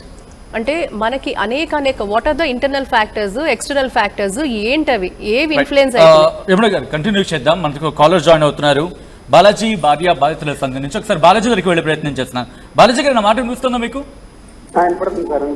Balaji గారు, రీసెంట్ గా జరుగుతున్న ఘటన, ఈ రోజు మన తెలంగాణలో కూడా ఘటన చోటు చేసుకుంది. దీని మీద మీ రియాక్షన్ ఏంటి? చెప్పండి సార్. హలో బాలాజీ గారు, నా మాట వినిపిస్తుందా మీకు? చెప్పండి. ఈ మధ్య అంటే ఇంతవరకు ఏ ఉత్తరాధిక పరిమితం అయింది అనుకున్నా, కానీ మన దగ్గర కూడా కేసెస్ బయట ఇంకా ఎక్కువ అవుతున్నాయి ఈ భర్తలను చంపేస్తున్న భార్యలకు సంబంధించి. సో మీ దృష్టికి ఎటువంటి ఘటనలు వస్తున్నాయి, ఎటువంటి ఘటనలు వచ్చాయండి? రోజు మినిమం ఒక ఇద్దరు ముగ్గురైనా చంపేస్తున్నారండి. కారణం ఏంటంటే ఈ చట్టాలు బేస్ చేసుకుని ఈ విధంగా జరుగుతున్నాయి సార్. బాలాజీ గారు, అంటే మీ దృష్టికి ఏమైనా వచ్చాయా? మీ దృష్టికి వచ్చిన ఘటనలు ఉన్నాయా ఈ మధ్య కాలంలో? మా దృష్టి కంటే వస్తున్నాయి, కానీ మేము ఏం చేయలేని పరిస్థితి అండి. ఎందుకంటే మాకు ఎటువంటి వస్తున్నాయండి? ఏమని చెప్తున్నారు మీతోని?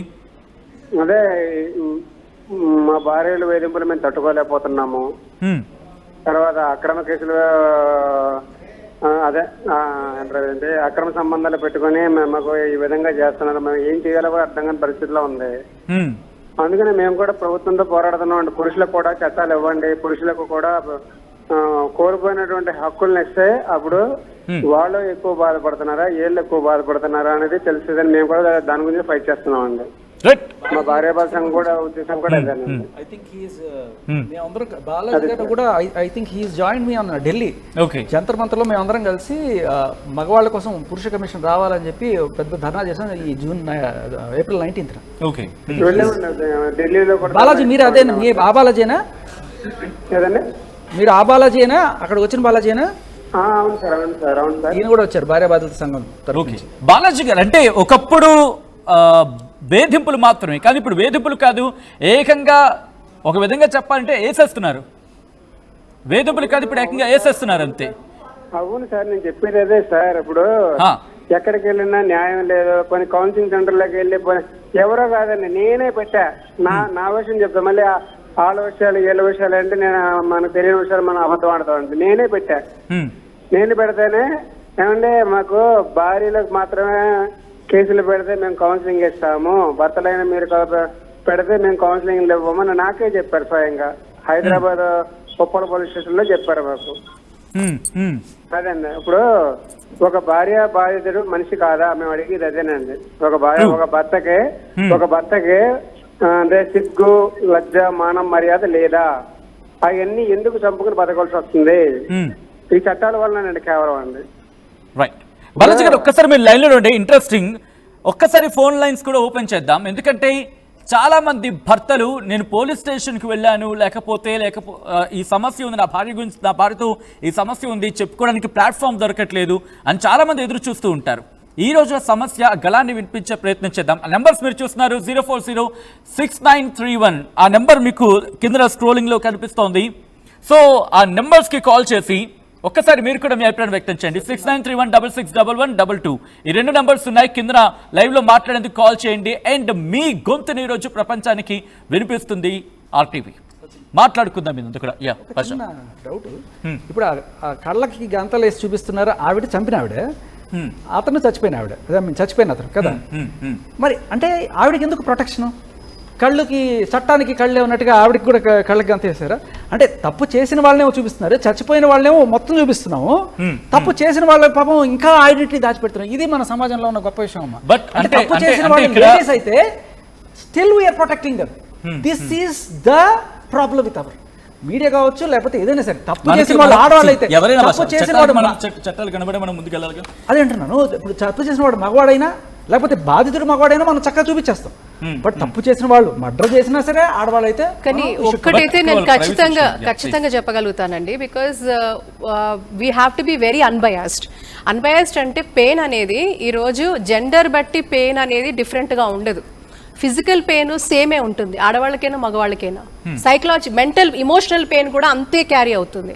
సో నేనేమంటానంటే సంస్కరణలు రావాలి మగవాళ్ళ విషయంలో కూడా. If they are subjugated to pain, emotional abuse, physical abuse అవుతున్న మగవాళ్ళు కూడా ఉన్నారు. ఇమోషనల్గా అబ్యూస్ని, పెయిన్ని తీసుకెళ్తున్న వాళ్ళు ఉన్నారు. ఎక్స్‌ప్లాయిటేషన్కి గురవుతున్న మగవాళ్ళు కూడా ఉన్నారు. మీరు అంటున్నారు కాబట్టి ఒక ఫ్యూ కేసెస్ ఏమైనా చెప్పగలరు? ఎందుకంటే మీ దగ్గర చాలా కేసెస్ వస్తూ ఉండొచ్చు. అంటే సీరియస్నెస్ వాళ్ళ ఐడెంటిటీ ఏం రివీల్ చేయకుండా కేసెస్ నాకు తెలిసిన మా సొంత ఫ్రెండ్ సర్కిల్లోనే చాలా నేను చూసాను. ఎందుకంటే నేను I champion for women's rights అండి, మీకు తెలుసు అది. చిన్నపిల్లల ఆడపిల్లల మీద ఏం జరిగినా I champion for it. At the same time నా వృత్తి ప్రకారంగా కూడా మనం ఏదైనా కూడా జడ్జిమెంటల్గా చూడకూడదు. ఫస్ట్ మాకు నేర్పించింది మా ప్రొఫెషన్లో we have to be very non judgemental. ఒకటి అన్బయాస్డ్ అప్రోచ్ ఉండాలి. అక్కడ మగ ఆడ కాదు, అక్కడ ఏంటి అనే దాని మీదనే మేము కరెక్ట్ చూడాలి. వీ షుడ్ బి అలాంటి దాంట్లో ఉండాలి. ఇందులో ఒక ఎగ్జాంపుల్ ఏంటంటే, చక్కటి అబ్బాయి చక్కగా చదువుకున్నాడు, మంచి సాఫ్ట్వేర్ రంగంలో, మనం చెప్తే అలవాట్లు అంటాం కదా, ఏ అలవాట్లు లేవు, తల్లిదండ్రులు ఏం చెప్తారో అదే చేసే వ్యక్తి. ఆ వ్యక్తి ఎక్కడో విదేశాల్లో సెటిల్ అయిపోయి భారతదేశానికి తల్లి తండ్రి ఏమన్నారంటే, పెద్దలు కుదిర్చిన సంబంధం చేసుకుని ఆయన అంటే ఆ అబ్బాయి వినయంగా వచ్చి చేసుకున్నాడు. పెళ్లి చేసుకున్న తర్వాత ఆ అమ్మాయి ఆల్రెడీ పెళ్లి అయిపోయింది, బిడ్డ ఉంది. ఎప్పుడు తెలిసిందండి చెప్పమంటారా? పెళ్లి రోజు నుంచి నరకం చూశాడు. పెళ్లి రోజు నుంచి చూసి ఏదో గొడవ పెట్టారు. తర్వాత పెళ్లి తర్వాత ఎప్పుడు కూడా తనతో ఉండే ప్రసక్తి లేదు. ఎందుకు అని చూస్తే ఎక్కడో ఉద్యోగం చేస్తున్నా, అవసరం లేదు కదా మనం చేస్తున్నాం, లేకపోతే ఇంకేదో. కానీ తర్వాత అంటే అసలు కలిసి భార్యాభర్తలు అన్నాక కలిసి ఉండాలి, ఇవన్నీ ఉంటాయి. ఒక ఫ్యామిలీ లైఫ్ స్టార్ట్ చేయాలని ఎవరికైనా ఉంటుంది. అలాంటి తరుణంలో కూడా కేవలం పేరెంట్స్ మాట మీదే వచ్చారు. అప్పుడు ఇంకా 498 చాలా యాక్టివ్గా ఉండింది. నేను ఇప్పుడుగా చెప్పింది నా కళ్ళ ముందు జరిగిన అంశం. తర్వాత పూర్తిగా కూడా అమ్మాయికి పెళ్ళయింది, బాబు కూడా బేబీ ఉన్నారు. అది కూడా వాళ్ళకి తెలిసిన వాళ్ళు చూసిన తర్వాత అదంతా ఎక్స్పోజ్ అయింది. Because they could prove it. So ఆ కేసు కొట్టేబడింది. ఎప్పుడు ఎప్పుడు చాలా సంవత్సరాల తర్వాత, ఎన్ని సంవత్సరాలు ఈ లోపల వాళ్ళ అమ్మ నాన్నని అప్పుడు 498 ముందు లోపలేశారా, ఇతన్ని కూడా లోపలేశాడా? జీవితంలో ఎప్పుడూ కూడా ఒక చిన్న అలవాటు కూడా లేదు. విదేశాల్లో ఎక్కడున్నా కూడా ఆనిముత్యం అంటే ఆనిముత్యం. అలాంటి వ్యక్తి నిజంగా చెప్తే కూడా బాధ అనిపిస్తుంది. సో అలాంటి వ్యక్తులు కూడా చాలా మంది నేను చూశాను, నేను కళ్ళారా చూశాను, మా సొంత సర్కిల్లో చూశాను నేను. కాకపోతే ఏంటి, ఒక కేసు వేసేసింది, అయిపోయింది, భరణం రావాలి, కానీ హీ ఫాట్. నువ్వు అంటే ఒక మనిషి ఒక తర్వాత స్టేజ్ తర్వాత మొండి వాళ్ళు అయిపోతారండి. నేను కూడా చూస్తాను. ఎంతైనా ఇంకా అన్ని పోగొట్టుకున్నా, తండ్రి చనిపోయినాడు, తల్లికి అనారోగ్యం వచ్చేసింది, ఆ అబ్బాయి జీవితం ఏంటండి? ఇప్పుడు అమ్మాయి జీవితాలు పాడైపోతే మనం ఎవరి జీవితమైనా జీవితమేనండి. అమ్మాయి జీవితమైనా అబ్బాయి జీవితమైనా. అబ్బాయి జీవితం పాడైపోయిందా? పెళ్లి లేదా? ఇంకా అసలు జీవితం మీద విరక్త అసలు ఇంకేం లేదా? మళ్ళీ బికాస్ ఆఫ్ కోర్ట్ కేసెస్, అతని మీద క్రిమినల్ కేసెస్ వల్ల భారతదేశం వదిలి వెళ్ళలేకపోయినాడా? ఒక హ్యూమన్ లైఫ్ ఎంత ప్రొడక్టివ్ ఏజ్లో ఒక హ్యూమన్ లైఫ్ ఎంత లాస్ అయింది. నేనేమంటానంటే మనం పక్షపాతంగా ఉండకూడదంటాను నేను. పెయిన్ ఈజ్ అ పెయిన్, అన్బయాస్డ్గానే మనం ఉండాలి. బయాస్డ్గా అన్నిట్లో బయాస్డ్గా ఉండకూడదు, కరెక్ట్ కాదు. ఇక్కడ ఏంటంటేనండి అక్కడ కూడా ఒక కుటుంబమే, ఎందుకంటే అప్పట్లో ఇప్పుడే ఇన్ఫాక్ట్ శేఖర్ భాష కూడా ఇందాక ముందన్నట్టు విమెన్స్ రైట్స్కి వచ్చినప్పుడు ఒక కోణంలో చూస్తాం, బట్ మెన్స్ విషయంలో వచ్చినప్పుడు అప్పుడు మాత్రం బయాస్ ఉండకూడదు. నేను ఉమెన్స్ రైట్ యాక్టివిస్ట్ గానే చెప్తున్నాను. నేను ఒకటి ఉమెన్స్ రైట్ యాక్టివిస్ట్ గానే చెప్తున్నాను. ఈ కోణంలో ఖచ్చితంగా కూడా ఇప్పుడు వాళ్ళు అన్నట్టుగా పెట్టండి, ఒక కమిషన్ తప్పకుండా సిఫార్సు చేయండి, తప్పులేదు. ఎందుకంటే సిఫార్సు చేయండి, ఎందుకంటే నేను ఒకటే విధంగా ఉంటాను, జెన్యూన్ ఏంటి అందులో కూడా చాలా వస్తాయి. ఇప్పుడు ఇందులో రాలేదా? 498లో మిస్యూజ్ చేసిన ఆడవాళ్ళు లేరా? నిజంగా సఫర్ అయిన ఆడవాళ్ళు బోల్డ్ మంది ఉన్నారు. నేను అది ఆ అంకెను ఒప్పుకోను, కానీ అందులో సఫర్ అయిన ఆడవాళ్ళు చాలా మంది ఉన్నారు, జస్టిస్ జరిగిన ఆడవాళ్ళు చాలా మంది ఉన్నారు, కానీ మిస్యూజ్ చేసిన ఆడవాళ్ళు కూడా చాలా మంది ఉన్నారు. కాబట్టి ఏంటంటే జస్టిస్ అనేది మీరు ఆడవాళ్ళ గురించి మాట్లాడినప్పుడు మగవాళ్ళకు కూడా జస్టిస్ జరగాలి. ఎందుకంటేనండి చాలా వరకు బయటికి రావు. మీరు చూడండి, చిన్నప్పటి నుంచి ఒక చిన్న ఉదాహరణ చెప్తా. సైకలాజికల్ ఏం ట్రైన్ చేస్తాం? రే నువ్వు మగ పిల్లాడురా, ఏడవకూడదు, నువ్వు ఆడపిల్లలాగా ఏడవకూడదు, నువ్వు ఇలా ఉండకూడదు అంటే నువ్వు మనసులో ఉన్న బాధను కూడా వ్యక్తపరచలేని పరిస్థితిలో పెంచుతున్నావు. సో ఎక్కడో చోట అండ్ ఇప్పుడున్న సమాజంలో ఏమవుతుందంటేనండి ఏ మనిషి ఎలా రియాక్ట్ అవుతాడో మనం చెప్పలేం. ఏ సిచ్యువేషన్స్లో ఏది ప్రొవకేట్ చేస్తే ఆ మనిషి ఉద్రిక్తంగా రియాక్ట్ అవుతున్నాడా, లేకపోతే సూసైడ్ చేసుకుంటున్నాడా, లేకపోతే పక్కనోడిని చంపుతున్నాడా, అది మనకు తెలియటం లేదు. ప్రభావితం అయితే ఎటువంటి పియర్ గ్రూప్లో ఉన్నాడు, ఎటువంటి ఇన్ఫ్లుయెన్సెస్ మధ్యలో ఉన్నాడు, అతను ఏమన్నా ఒక ధార్మిక మార్గంలోకి వెళ్ళిపోయి ఆధ్యాత్మికంగా వెళ్తే maybe they will recoup and ఆ మెడిటేషనో, ఆ యోగానో, ఆ సాధనో వాళ్ళని ఆ స్టెబిలిటీ తీసుకొస్తుంది. కానీ అలా లేని వాళ్ళు, అంతవరకు వెళ్లే వాళ్ళు ఎవరు ఉన్నారు, వాళ్ళు కౌన్సిల్ చేసే వాళ్ళు ఎవరు ఉన్నారు? ఒకప్పుడు పెద్దవాళ్ళు ఉండేవాళ్ళు, ఇంట్లో పెద్దవాళ్ళు ఉండేవాళ్ళు, ఏమన్నా ఒక కవలికలు కూడా మారిపోతే ఏమైంది నాన్న అని అడిగేవారు. ఈ రోజు ఏమైంది నాన్న అనే వాళ్ళు ఇంట్లో ఒక్కళ్ళు లేరు, ఒక్క పెద్ద దిక్కు లేరు, ఇంట్లో ఏ ఇళ్లలో లేరు. కాబట్టి ఈ వ్యక్తి అమ్మాయి కానీ అబ్బాయి కానీ తప్పు చేసే ఆస్కారం లేకపోతే ఎందుకు ఉంటుంది? వీళ్ళకి గైడెన్స్ ఏంటి అంటే, వీళ్ళకి గైడెన్స్ ఎవరు చెప్పమంటారో? గూగుల్. వీళ్ళకి గైడెన్స్ గూగుల్ అదేదో చెప్తుంది, వీళ్ళు ఏదో చేస్తారు. లేదా అంతకంటే గొప్ప పక్కన పియర్ గ్రూప్ వాళ్ళు ఉంటారు, వాళ్ళకి సలహాలు ఇస్తారు. వీళ్ళే అంటే వాళ్ళు సలహాలు ఇస్తారు, అది ఏంటో అర్థం కాదు. కాబట్టి లేదా మన కళ్ళ ముందు కనపడుతున్న అనేక చెత్త చెదరం చూస్తూ ఉంటాం, దానికి ప్రభావితమయ్యే పరిస్థితులు మోస్ట్ ఆఫ్ ద థింగ్స్ లో వాట్ ఐ కెన్ సెన్స్. ఎందుకంటే మనకు కూడా ఫ్యామిలీస్ లో మాట్లాడుతున్నప్పుడు ఈ క్వశ్చన్స్ రైస్ అవుతుంటే ఇష్యూస్ మనం కూడా ఫేస్ చేస్తూ ఉంటాం. What most impactful thing is movies or serials, ఇవి ఇంపాక్ట్ఫుల్ ఎక్కువగా ఉంది. బట్ మీరు అంటగా సబ్జెక్ట్ కాస్త మనం మాట్లాడుకునే ప్రయత్నం చేద్దాం. ఇందాక ఒక మాట అన్నారు, ఇంట్రెస్టింగ్ సమ్వేర్ మేబీ నేను మీతో యాక్సెప్ట్ చేస్తానేమో. ఉమెన్ రైట్స్ యాక్టివిస్ట్ అయినప్పటికీ కూడా మెన్స్ రైట్స్కి సంబంధించి కమిషన్ ఉండాలంటే యాక్సెప్టెన్సీ వస్తుంది. బట్ ఎప్పుడైతే అబ్బాయిల మీద అఘాయిత్యాలు జరుగుతాయి, లేదా అబ్బాయిలు లేకపోతే పురుషుల మీద ఇటువంటి దారుణాలు జరిగినప్పుడు వాయిస్ వినిపించదు భాష. Is it true? అంటే ఇక్కడ జెండర్ బేస్డ్ గా కాకుండా మొత్తం ఉన్న రెండు జెండర్స్ కలిసి హ్యూమన్ రైట్స్ కి ఎందుకు యునానిమస్ అవ్వకూడదు? Why should we activist for something? Why ఆ question it's human right violation ని తీసుకోవాలి.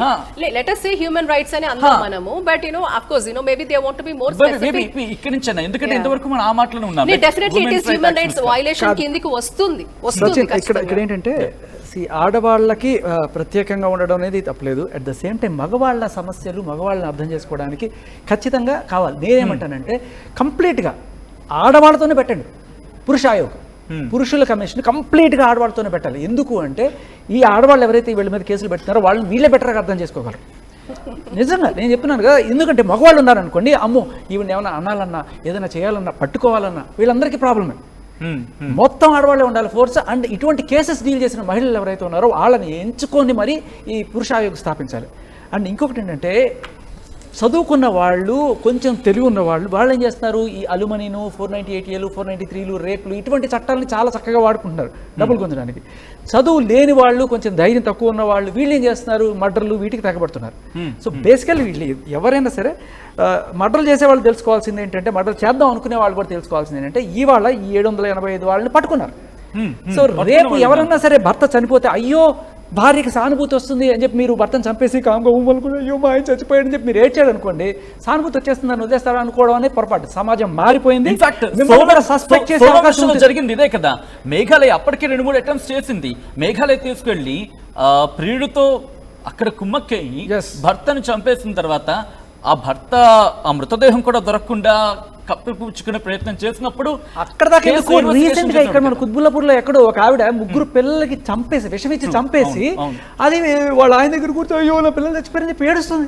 తర్వాత తీరా చూస్తే ఇదే చంపేస్తుంది. ఇక్కడ ఈ రోజు చూడాల్సిన అంశం ఏంటంటే, ఎందుకు యమున గారు సారీ ఫర్ ది ఇంటరప్షన్, ఎందుకంటే కొన్ని పదాలు మనం గైడ్లైన్స్ రిస్ట్రిక్షన్ ఉండే కాబట్టి నేను దానికి డిస్క్లైమర్ చెప్పి మీ దగ్గరకు వస్తాను. And this story disturbing content bureau description is advised. ఈ కథనం మిమ్మల్ని కాస్త కలవరపరచవచ్చు. దీనికి సంబంధించి తగిన జాగ్రత్తలు తీసుకోవాలని యాక్టివ్ సూచించడం జరుగుతుంది. అట్ ద సేమ్ టైం ఎవరైనా మగవాళ్ళు, ఎవరైనా పురుషులు మీ భార్యల చేత ఇబ్బంది వాతావరణం, మీ భార్య వేధింపులకు గురైనా, లేకపోతే మీ భార్య దాడులకు గురైనా, ఈ సమాజానికి మీ గొంతు వినిపించాలనుకుంటే మీరు మీ పేరు రివీల్ చేయొద్దు, లేకపోతే ఇంకా వేరే పేరుతో చెప్పండి, వేరే ఊరితో చెప్పండి, లేకపోతే కాస్త చిన్న వాయిస్ చేంజ్ చేసి మీ బాధను వ్యక్తపరిచే ప్రయత్నం చేయండి. కింద నెంబర్స్ మీకు స్క్రోల్ అవుతున్నాయి, ఆ నెంబర్స్కి కాల్ చేసి మాట్లాడచ్చు. ఒకసారి బాలాజీకి వెళ్ళే ప్రయత్నం చేస్తున్నాను. బాలాజీ కన్నా వెళ్లే ముందు 0406369316611 04069316622 ఈ నెంబర్కి కాల్ చేసి మీరు మీ బాధను వ్యక్తపరిచే ప్రయత్నం చేయండి. బాలాజీ దగ్గరికి వెళ్ళే ప్రయత్నం చేస్తున్నాను. బాలాజీ, ఇంట్రెస్టింగ్ డిస్కషన్ మళ్ళీ టర్న్ అవుట్ అవుతోంది. ఇక్కడ ఎలా బాలాజీ లైన్లో ఉన్నారండి? బాలాజీ గారు, ఇక్కడ మీ దగ్గరకు వచ్చిన కేసెస్ గురించి మాట్లాడుకుంటే, ఎందుకంటే ఆ బాధలు తెలిస్తేనే ప్రపంచం రియాక్ట్ అవకాశం ఉంటుంది. ఈ మధ్య కాలంలో ఏమైనా కేసు వచ్చిందా, అంటే ఏమైనా స్టోరీ మీ దగ్గర రావడం జరిగిందా? నాకు డైలీ 2-3 ఫోన్లు వస్తానే ఉంటాయండి. మాకు గంటల తరబడి మాట్లాడుతూనే ఉంటారు సార్. వాళ్ళ బాధ వ్యక్తపరుస్తూనే ఉంటారు. కానీ ముందుకు రమ్మంటే మేము ముందుకు రాలేము సార్. ఎందుకంటే మా భార్యలో ఇప్పటికే కోర్టు కేసుల్లోని పోలీస్ స్టేషన్లోనే నలుగుతున్నాం. మళ్ళీ మీ దగ్గరికి వస్తే మళ్ళీ అదనంగా కూడా మా మీద కేసులు పెట్టే అవకాశాలు ఉన్నాయని జడుస్తున్నారండి జనాలండి. First of all. రెండోది ఏంటంటే, నాకు మొన్న ఒక ఆయన ఫోన్ చేసేయండి, సార్ నేను సూసైడ్ చేసుకోబోతున్నాను, ఇంకా లాస్ట్ మాట మీతోనే మాట్లాడుతున్నానంటే, అరే పిచ్చినా కూడా ఎందుకు మీరు ఇలాంటి పిచ్చి పని చేస్తారు, బతికి సాధించండి ఏదైనా సరే, నీకు తప్పలేదు కదా, నా దగ్గర రా, నేను వాయిస్ వినిపిస్తాను అందరికంటే. ఆ కుర్రోడు నా దగ్గర రావడం కూడా చేసేదండి. ఎందుకంటే కేవలం ఈ చట్టాలు తర్వాత కొంతమంది పోలీసు వాళ్ళు చేసే అరాచకాలు ఆ విధంగా ఉన్నాయండి. ఈ రోజు నేను భార్యాభార్యల సంఘం పెట్టడానికి కారణం కూడా కొంతమంది పోలీసు వ్యక్తులేనండి. ఎందుకంటే మాకు అనేది న్యాయం జరగదు. ఇక్కడ ఎంతసేపు ఒకటే కోణం ఏంటంటే, భార్యాభార్యుడు అంటే భార్య పెట్టే కేసులు మాత్రమే కనపడుతున్నాయండి. దాని వెనకాల ఇంకా ఎన్ని వాదాలు పడుతున్నాడు అనేది ఎవరికి అర్థం కాదండి. ఈ కేసుల వలన మా తల్లిదండ్రులు మాకు ఇవ్వవలసిన ఆస్తులు కూడా మా అన్నదమ్ములు, కొంతమంది అన్నదమ్ములు అక్క జిల్లాలు కూడా రానివ్వకుండా చేస్తున్నారండి. మాకు చేతపని చేస్తున్నారు, మా తల్లిదండ్రులు చేతపని చేసి చంపేస్తున్నారు. ఇది కేవలం ఈ కేసులు అడ్డం పెట్టుకునేనండి. ఈ 498 MC డివిజన్ అడ్డం పెట్టుకుని మమ్మల్ని చిత్ర హింసలు పెడుతున్నారండి. ఏంటంటే భార్యాభార్య అనేది ఒక యదవ సన్నాసి కొజ్జ సమాజం దృష్టిలో. మాకు ఎక్కడికి వెళ్ళిన ఉద్యోగాలు ఎవరు ఉన్న ఉద్యోగాలు పీకేస్తారు. ఎందుకంటే మా భార్యలు వెళ్ళి డామ్ డీమ్ డిస్క్ అని వాళ్ళు బెదిరేస్తారు. బెదిరితలే వాళ్ళు బెదిరిపోయి మా ఉద్యోగాలు పీకేస్తారు. మేము చదువుకున్న ఇదంతా కూడా వేస్ట్. మాకు చదువు మాకు ఏం నేర్పిస్తుందంటే, నువ్వు క్రిమినల్ గా ఎలా తయారవుతారా బాయ్ అంటే ఇగో ఈ విధంగా తయారవ్వడం మాకు నేర్పిస్తుందండి. ఎందుకంటే ఏ కౌన్సిలింగ్ సెంటర్ పట్టించుకోవద్దు, ఏ మహిళా సంఘాలు పట్టించుకోవు. మేము ఒకవేళ వెళ్ళి కేసు పెడదావరా, లంజా కూడా కావాలి, నీ అమ్మందంగా నీ ఆలిందంగా. బాలాజీ గారు కొంచెం నార్మల్ గా మాట్లాడుకునే ప్రయత్నం చేద్దాం. అంటే అఫ్ కోర్స్ అయినప్పటికీ ట్రీట్ చేస్తున్నారు మగవాళ్ళని. అసలు ఏ రకమైన అంటే కంటిన్యూ చేద్దాం. బాలాజీ కంటిన్యూ అండి. సార్ ఒక్క నిమిషం సార్, ఎందుకంటే ఇది నేనన్న వర్షన్ కాదు సార్. మమ్మల్ని మా హార్ట్ ని ఎలా పిండుతుందంటే మాలో ప్రపంచం నెత్తిరి కాదండి, బురద. ఎందుకంటే మేము అనిపించుకుంటున్నాం కదా సార్, అనిపించుకునే వాడికి తెలుసు సార్ పెయిన్ ఏంటనేది. అవును అవును. ఇప్పుడు ఇది నేనన్న మాట కాదండి, సమాజంలో ఆకేంటో బోకేంటో తెలియని కొంతమంది వ్యక్తులు మమ్మల్ని ఎలా నాశనం చేయాలి. కౌన్సిలింగ్ సెంటర్కి వెళ్ళి మాకు న్యాయం చేయండి అమ్మా అంటే, మరి ఎవరో కూడా నీకు న్యాయం చేసేదేంట్రా అని అంటారండి. మేము వీళ్ళ బాధలు ఇలా టార్చర్లు తట్టుకోలేక మేము విడాకులు అడిగాం అనుకోండి, మరి ఎరుపుగా ఎందుకు పెళ్లి చేసుకున్నారా అని అడుగుతున్నారండి. అదే మా పిల్లలు వెళ్ళి అమ్మాయిని నాకు బాధ తట్టుకోలేకపోతున్నా, నాకు అర్జెంట్ గా విడాకులు ఇచ్చేయంటే 5 నిమిషాల్లో విడాకులండి. బాలాజీ గారు మళ్ళీ మీ దగ్గరికి వస్తాను.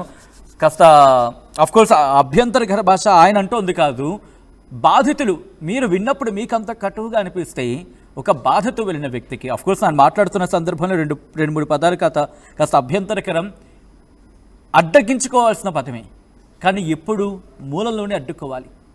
ఆయన ఒక బాధిత సంఘాల లేకపోతే ఒక బాధతో ఉన్న వ్యక్తి కన్సర్న్ దగ్గరికి వెళ్ళినప్పుడు వాళ్ళ నుంచి వస్తున్న మాట అది.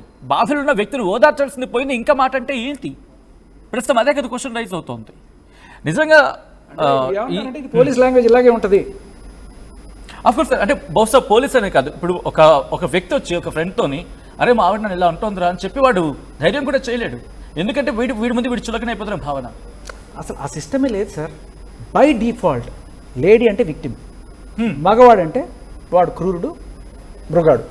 బేసికలీ మీరు వెళ్ళి కేసు పెట్టడానికి లేదు, ఆ చట్టమే లేదు. ఇప్పుడు 493 తెలుసా మీకు? 493కి చాలా గొప్ప ఎగ్జాంపుల్ ఏంటంటే, ఈ చట్టం ప్రకారం ఒక అమ్మాయి అబ్బాయి ప్రేమించుకొని కొన్నాళ్ళు కలిసి ఉన్న తర్వాత, సరే పెళ్లి చేసుకోలేదు, వాళ్ళు లివిన్లో ఉన్నారు. ఒకనొక రోజున ఈ అమ్మాయి ఇంతకన్నా బెటర్ సంబంధం ఏదో వచ్చిందనో, లేకపోతే వేరే వాడు ఎవడో నచ్చాడనో, నాకు నువ్వు వదిరా పో అని చెప్పేసి ఆ అమ్మాయి వాడితో వెళ్ళిపోయింది అనుకోండి. ఈ అబ్బాయి లబోదిబోం అని చెప్పి ఆ అమ్మాయి మీదకి వెళ్ళి కేసు పెట్టడానికో లేకపోతే ఇంకోటి చేయడానికి లేదు. ఇదే రివర్స్లో జరిగితే ఒక అబ్బాయి కనుక కొన్నాళ్ళు లివిన్లో ఉండి అబ్బాయి కనుక వేడిపోతే అమ్మాయి వెళ్ళి కేసు పెట్టచ్చు. అదే 493 ఏంటి 10 ఏళ్ళు జైలు శిక్ష దానికి. అమ్మాయి వెళ్ళిపోతే హ్యాపీగా వెళ్ళిపోమ్మా అంటే నువ్వు ఎంతమందితో అయినా సరే ఉండు, నీ బ్రేకప్లు అయినా చేసుకో, నీకు ఏ రకమైన శిక్షలు లేవు. కాకపోతే ఈ డబ్బుల కోసం నువ్వు వెళ్ళి 420లు ఇట్లాంటి చిన్న చిల్లర కేసులు పెట్టచ్చు. పెట్టినా కూడా వీళ్ళు ఏం చేస్తారు, షీ టీమ్స్కి ఫోన్ చేసి ఇదిగో వీడు నన్ను స్టాకింగ్ చేస్తున్నాడు, వీడు నన్ను బ్లాక్మెయిల్ చేస్తున్నాడు, నా పాత లవ్ అఫైర్లో ఉన్న ఫోటోలు పెట్టుకుని ఇది చేస్తున్నాడు, మళ్ళీ వాడినే మోయిస్తారు. సో ఇక్కడ జరిగేది ఏంటంటే అవుట్ అండ్ అవుట్ కంప్లీట్గా వెరీ బయాస్డ్ లా. 498 గురించి మాట్లాడుతున్నాం మనం. 498 పెళ్ళైన తర్వాత నాశనం, 493 పెళ్లికి ముందే నాశనం. ఈ రెండు కూడా అంటే మీరు ఇన్నాళ్ళు పెళ్లి చేసుకోవడం గురించి మాట్లాడుతున్నారు, ప్రేమించాలంటే కూడా భయపడాల్సిన పరిస్థితి మగాడు. ఓకే, యాజ్ అ సైకియాట్రిస్ట్గా నేను మీ దగ్గరికి వచ్చే ప్రయత్నం చేస్తున్నాను. అసలు ఇలాంటి వాళ్ళని ఎలా గుర్తించాలి? బహుశా ఇది మేబీ ఒక డిఫికల్ట్ క్వశ్చన్, బికాస్ ఇందాక నేను మా కొలీగ్ ఒక డిస్కషన్ చేసుకున్నప్పుడు ఇదే ఈ ఇన్సిడెంట్స్కి సంబంధించి వచ్చినప్పుడు తన ఎక్స్పీరియన్స్ని షేర్ చేస్తున్నారు. అబ్బాయిని గుర్తించడం చాలా కష్టం, అమ్మాయిలు ఎక్కడో బయటపడతారు, కానీ అబ్బాయిలు అంత విధంగా గుంభనంగా కనిపిస్తారు తప్ప దే హ్యావ్ అనదర్ వెర్షన్, అది మంచిదవచ్చు చెడదవచ్చు అని చెప్పి. సో అబ్బాయిలు కావచ్చు అమ్మాయిలు కావచ్చు ఇండివిజువల్గా మాట్లాడుకున్నప్పుడు ఎలా గుర్తుపట్టాలి, వీళ్ళు బాధితులు అని చెప్పి ఎలా గుర్తుపట్టాలి, లేదు వీళ్ళు క్రిమినల్ సైకాలజీలోకి వెళ్తున్నారని చెప్పి ఎలా గుర్తుపట్టాలి? బికాస్ మీరిచ్చే ఈ ఇన్పుట్స్ కొన్ని లక్షల మందికి ఉపయోగపడే అవకాశం ఉంటుంది. ఖచ్చితంగా అండి. ఒకప్పుడు మనకి పెళ్ళిళ్ళు కుదుర్చినప్పుడు లేకపోతే పెళ్ళి ప్రయాణంలోకి వెళ్లే ముందు ఖచ్చితంగా కూడా మన వాళ్ళు చూసేవారు, అటు తరాలు ఇటు తరాలు చూసేవారు. ఎందుకనేవారు అటు 7 తరాలు ఇటు 7 తరాలని? బేసిక్ ఏంటంటే వాళ్ళ ఆ కుటుంబాల్లో ఉన్న బ్రాటప్ ఏంటి, వాళ్ళ ఐడియాలజీ ఏంటి, వాళ్ళు ఎలా ప్రవర్తించారు, ఒక యూనిక్ సర్టన్ క్యారెక్టరిస్టిక్స్. ఒకళ్ళు అందరూ ఒకేలాగా ఉంటారని చెప్పక్కర్లా, బట్ బేసిక్గా ఏంటంటే అంత ఎంక్వైరీ చేసేవాళ్ళు. అమ్మాయి గురించి కూడా చేసేవాళ్ళు, అబ్బాయి గురించి కూడా చేసేవాళ్ళు. ఆ అమ్మాయి ఎలాంటి, ఆ అమ్మాయి చక్కటి మంచి ఇంటి నుంచి వచ్చింది, ఆ అమ్మాయి ఎలాంటి ఇంటి నుంచి వచ్చింది, ఈ అబ్బాయి అయితే పలానా వాళ్ళ అబ్బాయి అక్కడి నుంచి వచ్చాడు, వీళ్ళ గుణగణాలు అనేవారు. గుణగణాలు అంటే ఏమిటి? క్యారెక్టరిస్టిక్స్, థాట్ ప్రాసెస్, ఎలా నడవడిక. మళ్ళీ ఆ ఊర్లో ఆ ప్రాంతంలో ఒక కుటుంబాన్ని టచ్ చేస్తే ఆ ఊర్లో ప్రతి ఒక్కళ్ళకి కూడా ఒక అవగాహన ఉండేది. ఈ రోజుల్లో మన పక్కింట్లో ఉన్న వాళ్ళ గురించి మనకు అవగాహన లేదు, పక్కింటి ఎందుకు మన ఇంట్లో ఉన్న వాళ్ళ గురించి మనకు అవగాహన లేదు. దురదృష్టవశాత్తు. కానీ ఒకప్పుడు ఏంటంటే అంతటి నోటీస్ చేసేవాళ్ళు, అంతగా గమనించేవాళ్ళు, అంతగా చూసేవాళ్ళు. సో ఇలాంటి వాటిల్లో కూడా చాలా తక్కువ ఆస్కారం ఉండేది. కానీ రాను రాను వీఆర్ న్యూక్లియర్ ఫ్యామిలీస్ అయిపోతున్నాము. న్యూక్లియర్ ఫ్యామిలీస్ నుంచి మనం ఇంకేమైపోతున్నాం కూడా తెలియదు. ఒకటే ఇంట్లో ఉన్న ఒకళ్ళు ఒక జీవితాన్ని గడుపుతున్నారు, ఇంకొకళ్ళు ఒక జీవితాన్ని గడుపుతున్నారు. కాకపోతే ఇక్కడ ఏంటంటే డివైడ్ అండ్ రూల్ అనేది ఇంట్లో అయిపోయింది. ఎవరికి వారే ఎవరికి ఎవరితో ఏవి సంబంధం లేదు, వాళ్ళ జీవితంతో సంబంధం లేదు. యాంత్రికంగా మారిపోతున్న కుటుంబ వ్యవస్థలో చిన్నాభిన్నం అయిపోతున్నాయి. ఈరోజు వ్యక్తుల జీవితాలు చిన్నాభిన్నం అయిపోతున్నాయి. అమ్మాయిదా అబ్బాయిదా అంటే ఇద్దరిదే అయిపోతున్నాయి. నష్టం ఎవరికి జరుగుతోంది? ఇద్దరికి జరుగుతోంది. ఇప్పుడు ఈ క్రైమ్ చేసిన వాడు ఏమన్నా, ఆ క్రైమ్ చేసిన వాడికి సమాజంలో అమ్మాయి కావచ్చు అబ్బాయి కావచ్చు, వాళ్ళకి ఎలాంటిది ఉంటుంది వాళ్ళ తల్లిదండ్రులు. కానీ వాళ్ళు కూడా బెయిల్ వస్తే చూద్దాం, బెయిల్ వస్తే వస్తుంది అంటే భావజాలం ఎలా మారుతుందో చూడండి. ఇంకేం చెప్పగలుగుతాం మనం? ఒకప్పుడు ఏదన్నా చిన్న విషయం జరిగితే అయ్యో సిగ్గుచేటు, సమాజంలో మనం తలెత్తుకొని ఎలా బతుకుతామురా మన పరువు పోయిన తర్వాత అనే ఒక ఆలోచన ఉండేది. కానీ ఈరోజు ఆ భయం లేదు. అంటే మనము ట్రాన్స్ఫర్మేషన్ పాజిటివ్గా వెళ్తున్నామా నెగిటివ్గా వెళ్తున్నామా మీరు చెప్పండి. ఒకప్పుడున్న సమాజంలో ఈ విలువలు, ఒకప్పుడు సమాజంలో ఇలాంటివి ఏమన్నా జరిగితే రేపు పొద్దున మనం ఎలా తలెత్తి చూస్తాం అనే పరిస్థితుల నుంచి ఈరోజు ఏమవుతుంది, బయటకు వస్తారు తప్పు చేసినా, మర్డర్ చేసినా, ఎన్ని హత్యలు చేసినా మళ్ళీ బెయిల్ మీద బయటకు వస్తారనే ఒక ఆలోచన సమాజపరంగా మీరు పబ్లిక్గా చెప్తున్న పరిస్థితుల నుంచి ఎటువంటి మార్పుని సమాజంలో మీరు కోరుకుంటున్నారు చెప్పండి. కానీ నేనైతే ఒకటే చెప్తానండి, ఏ మార్పు మనం కావాలనుకుంటున్నామో ఆ మార్పు మొక్కే వంగంది మానే వంగదు. ఈరోజు సమాజంలో ఒక మార్పు వచ్చేయాలనుకుంటున్నప్పుడు ఆ మార్పు మనం అవుతున్నామా? ఆ మార్పు ఈరోజు నేను మగవాళ్ళ గురించి మాట్లాడితే నేను ముందు నా ఇంట్లో ఉన్న మగవాళ్ళని గౌరవిస్తున్నానా, వాళ్ళతో ఎలా ప్రవర్తిస్తున్నాను, లేదా నేను నా ఇంట్లో ఉన్న ఆడవాళ్లతో ఎలా ప్రవర్తిస్తున్నాను, ఎలా గౌరవిస్తున్నాను, ఎలా మెలుగుతున్నాను, ఎలా ముందుకెళ్తున్నానని నాతో నేను స్టార్ట్ అవ్వాల్సిందే. మనలో మనం ముందు స్టార్ట్ అవ్వాలి. మనం ఎవరు మాట్లాడినా కూడా are we actually doing that? ఒకప్పుడు ఉన్న నేనేంటంటానండి, ఇక్కడ ఎవరు గొప్ప? ఒక భార్య భర్త ఈరోజు చంపేసుకుంటున్నారు, ఈరోజు వదిలించేసుకోవాలనుకుంటున్నారు, వదిలేస్తున్నారు. ఆఫ్టర్ 40-50s తర్వాత, ఒక 50 సంవత్సరాలు దాటిన తర్వాత వీళ్ళ పరిస్థితి ఎంత అగమ్య గోచరంగా ఉండబోతుందో చూడండి. ఈ రోజు వీళ్ళు ఏదైతే నాకు శక్తి ఉంది, నేను ఎనర్జెటిక్గా ఉన్నాను, నేను ఎన్ని తప్పులైనా చేస్తాను, కానీ ఒకానొక వయసు తర్వాత మీకు డిపెండెన్సీ, ఆ రోజు నిజంగా నిజమైన తోడు మీతో, మీ ఆస్తి కాదు, నీ అందం కాదు, నువ్వు కాదు, కేవలం నీ మనసు, నీతో ట్రావెల్ చేసే ఆ మనసు ఆ వ్యక్తికి ఉందా లేదా అనేది వీళ్ళు గమనించలేకపోతున్నారు. అందుకే 50s వరకు తర్వాత ఇమోషనల్ హార్ట్ బ్రేక్స్ ఎంతమందికి అవుతున్నాయి? మగవాళ్ళకి అవ్వట్లేదా? ఆడవాళ్ళకి అవ్వట్లేదా? సో ఇంత విచ్ఛిన్నం అయిపోతుంది. సో ఎక్కడ సమాజంలో మార్పు రావాలంటే నేనేమంటానంటే, చూస్తున్నా మరి ఈరోజు మన ఈ ప్రోగ్రామ్ చూస్తున్న ప్రతి ఒక్కరిని అంట, ఇళ్లల్లో మన పిల్లలతో కూర్చోండి. ఈరోజు పెద్దగా వాళ్ళకి ఏదో 20 సంవత్సరాలు వచ్చాక మీరు ఏం చేయక్కర్లా, టీనేజ్ నుంచి వాళ్ళు అడుగులేసేస్తున్నారు. కాబట్టి క్యాచ్ దెమ్ యంగ్. ఈ రోజు పిల్లలతో మనం తప్పకుండా కూర్చోవాలి, వాళ్ళకి మానసికమైన దృఢత్వాన్ని పెంచాలి, వాళ్ళకి మంచి ఏంటో చెడేంటో చెప్పాలి, ఇమోషన్స్ అంటే చెప్పాలి, రిలేషన్షిప్స్ విలువ చెప్పాలి, వాల్యూ చెప్పాలి. అది చెప్పాలి అంటే ఇంట్లో ఉన్న మీరు ఎలా ప్రవర్తిస్తున్నారు మీ పిల్లల ముందు, ఇవన్నీ కూడా ఇంపార్టెంట్. అండ్ ఇంకొకటి, ఎక్కడ there is unethical education ఎక్కడుంది ఈ రోజు? ఇప్పుడు నేను ఒకటే అంటాను, మగవాడికి నేను అదే చెప్తున్నాను, నేను have done lot of shows కూడా అండి. మగవాడు ఏడుస్తే తప్పు అంటారు, ఎందుకు ఇలాంటి నెగటివ్ స్టీరియోటైప్స్ ఎందుకు పెడుతున్నాం మీరు? మగాడు ఆడవాళ్ళు నవ్వకూడదు, మగవాడు ఎడవకూడదు, ఏంటిదంతా? So why are we conditioning with wrong phrases? నేనేమంటానంటే మగవాళ్ళు కూడా, మగపిల్లల్ని కూడా ఎక్స్ప్రెస్ చేసే హక్కు ఉంది. నేనేమంటానంటే ఒక సభ్య సమాజంలో మనం ఇంత అడ్వాన్స్డ్గా, ఇంత ఇవాల్వ్డ్గా ఉన్నాం కదా, ఎంపవర్మెంట్ అంటున్నాం కదా. Empowerment is not just about only women empowerment. Empowered society కావాలి, ఎంపవర్డ్ సొసైటీస్ కావాలి, అలాంటి సమాజం కావాలి. అలాంటి సమాజంలో ఆడవాళ్ళు ఎంత ఉన్నారు, మగవాళ్ళు ఉన్నారు, ఈక్వల్గా 50-50 ఉన్నారు. కాబట్టి ఇందులో ఏ ఒక్క సెగ్మెంట్ బాగాలేకపోయినా సొసైటీ సవ్యంగా నడవదు. సో నేనేమంటానంటే లెటస్, ఎవరైతే పాలసీ మేకర్స్ ఉన్నారో అక్కడ, ఎవరైతే ఇటువంటి పాలసీస్ చేస్తున్నారో, ఖచ్చితంగా ఇప్పుడు అన్నట్టుగా ఎంతమంది ఇప్పుడు అతను ఏదో ఆవేదన వ్యక్తం చేశారు, అది ఒకటే కాదు, బట్ చేయని వాళ్ళు, చదువుకున్న వాళ్ళు, చాలా పెద్ద పెద్ద స్థాయిలో ఉన్న వాళ్ళు, ఎంతోమంది పెద్దవాళ్ళు కూడా నాకు తెలుసు. ఈరోజు కనీసం పట్టడ అన్నం పెట్టే దిక్కు లేకుండా ఉన్న వాళ్ళు బోల్డ్ మంది ఉన్నారు. ఆప్యాయంగా పలకరించే వాళ్ళు లేకుండా ఉన్నారు సొసైటీలో. ఆప్యాయంగా మనం ఏం ఎక్స్పెక్ట్ చేస్తామండి? కుటుంబం అంటే ఏంటి? మనకి కుటుంబానికి ఇంత బయట తిరిగినా కూడా ఇంటికి వస్తే ఆప్యాయంగా పలకరించే భార్య కావాలి, ఆప్యాయంగా పలకరించే భర్త కావాలి. కంక్లూషన్కి వస్తున్నాం. నేను ఒకసారి ఫైనల్ కంక్లూషన్ ఎలా కనిపెట్టాలి అన్న దానికి నేను చిన్న 1 minute. Love, LOV, look, observe, verify, then enjoy. Okay. So first చూస్తారు, బాగుంది అనుకున్నారు అనుకోండి, తర్వాత అబ్జర్వ్ చేయండి, ఇమ్మీడియట్గా లవ్లో పడకండి. అబ్జర్వ్ చేయండి వాడి గుణగలాలు ఏంటి ఇవన్నీ కూడా. తర్వాత వెరిఫై చేసుకోండి, అమ్మాయి మీద ఉన్న కేసులు ఉన్నాయా, ఇంతకుముందు ఎవరితో ఎట్లా చేసిందా, లేకపోతే అసలు నిన్నెందుకు లవ్ చేస్తుంది, నిన్నెందుకు లవ్ చేయాలి, విపరీతంగా నువ్వు అంటే ఎందుకు ఇష్టం చూపిస్తుంది. టైం టెస్టింగ్ అండి. ఇట్స్ నీ డబ్బా, నీ ఆస్త, లేకపోతే ఏంటి, ఎందుకు నువ్వు కరెక్ట్గా కనుక గెస్ చేయగలిగితే తప్ప నువ్వు వెళ్ళలేవు. నిజంగా నువ్వు అంటే ఇష్టమైతే అది వేరే ఉంటుంది. నువ్వు డబ్బు లేకపోయినా కూడా అమ్మాయి నేను ఇష్టపడుతుందా అనేది నువ్వు verify it's all about imparting education. ఇళ్లల్లో ఈ రోజు తన కూతురు ఇది అడిగితే నేను కొండ మీద ఏదైనా పట్టుకొచ్చి తెచ్చిస్తాను తల్లిదండ్రులు ఉన్నారు చూసారా. ఈ రోజు వాడు బాలేడు, ఇలాగే ఇదే పదజాలం, వాడు బాలేడు వదిలే అంటే బాలేడు నాన్న అంటే వదిలే అమ్మా నీకేంటి ఇంకొకరితో పెళ్లి చేస్తా అనే పరిస్థితుల్లో పేరెంట్స్ కూడా ఉన్నారు. కాబట్టి ఈ యొక్క ఎడ్యుకేషన్ అనేది ఒక మారల్ ఎడ్యుకేషన్ అనేది తల్లి తండ్రి అన్నాడు. నీకు 100 రూపాయల చీర కొనిస్తాడేమో, అది నీకు అపురూపం. నీకు ప్రేమ అనేది ఒక కనిపించే ఇది కాదండి. అది ఈ రోజు నీకు ఉండొచ్చు, రేపొద్దున తన సక్సెస్ లో ఫెయిలియర్ లో నువ్వు భాగం అయి ఉండాలి.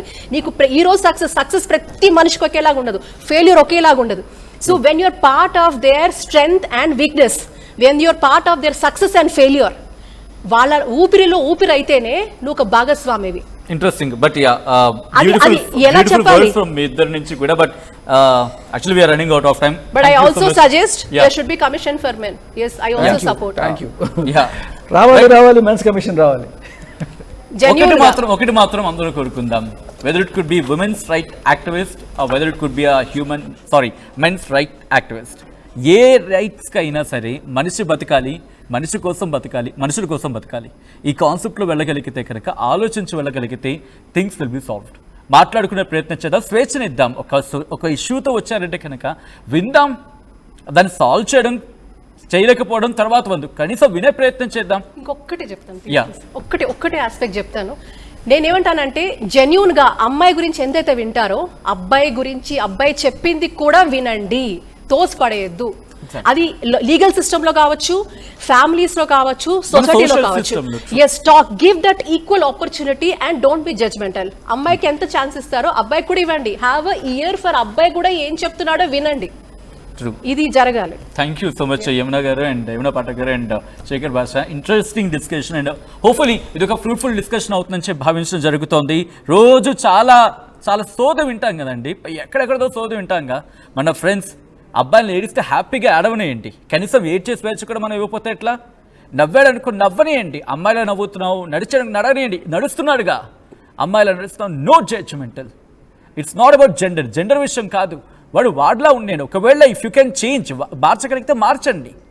బట్ సమస్య ఉందంటే చెప్పుకునే స్వేచ్ఛ ఇద్దాం. కనీసం మన సమాజంలో చెప్పుకునే స్వేచ్ఛ కూడా లేకపోతే ఎక్కడికి పోతుంది సమాజం? ఎంత ఘటనలు జరగడానికి కారణం ఎక్కడో దగ్గర ఆ ఇష్యూ ఎక్కడో ట్రిగర్ అవుతుంది కదా. ప్రతి అంశాన్ని పరిశీలించి సమీక్షించి ఆ సొల్యూషన్ దిశగా వెళ్ళి, యాజ్ శేఖర్ భాష అన్నట్టు, యమున గారు అన్నట్టుగా ఒక కలెక్టివ్గా ముందుకు వెళ్ళగలిగితేనే ఆ ఇష్యూస్ అనేవి సాల్వ్ అవుతాయి. హోప్ఫుల్లీ ఇటు ప్రభుత్వాలు కావచ్చు, అట్ ద సేమ్ టైం సమాజం కావచ్చు, వీటిని అడ్రస్ చేసి నుంచి భావిద్దాం. అంటిల్ దెన్ వీటి మీద డిస్కషన్స్ జరుగుతూనే ఉంటాయి, సొల్యూషన్స్ మీకే వదిలేయడం జరుగుతుంది.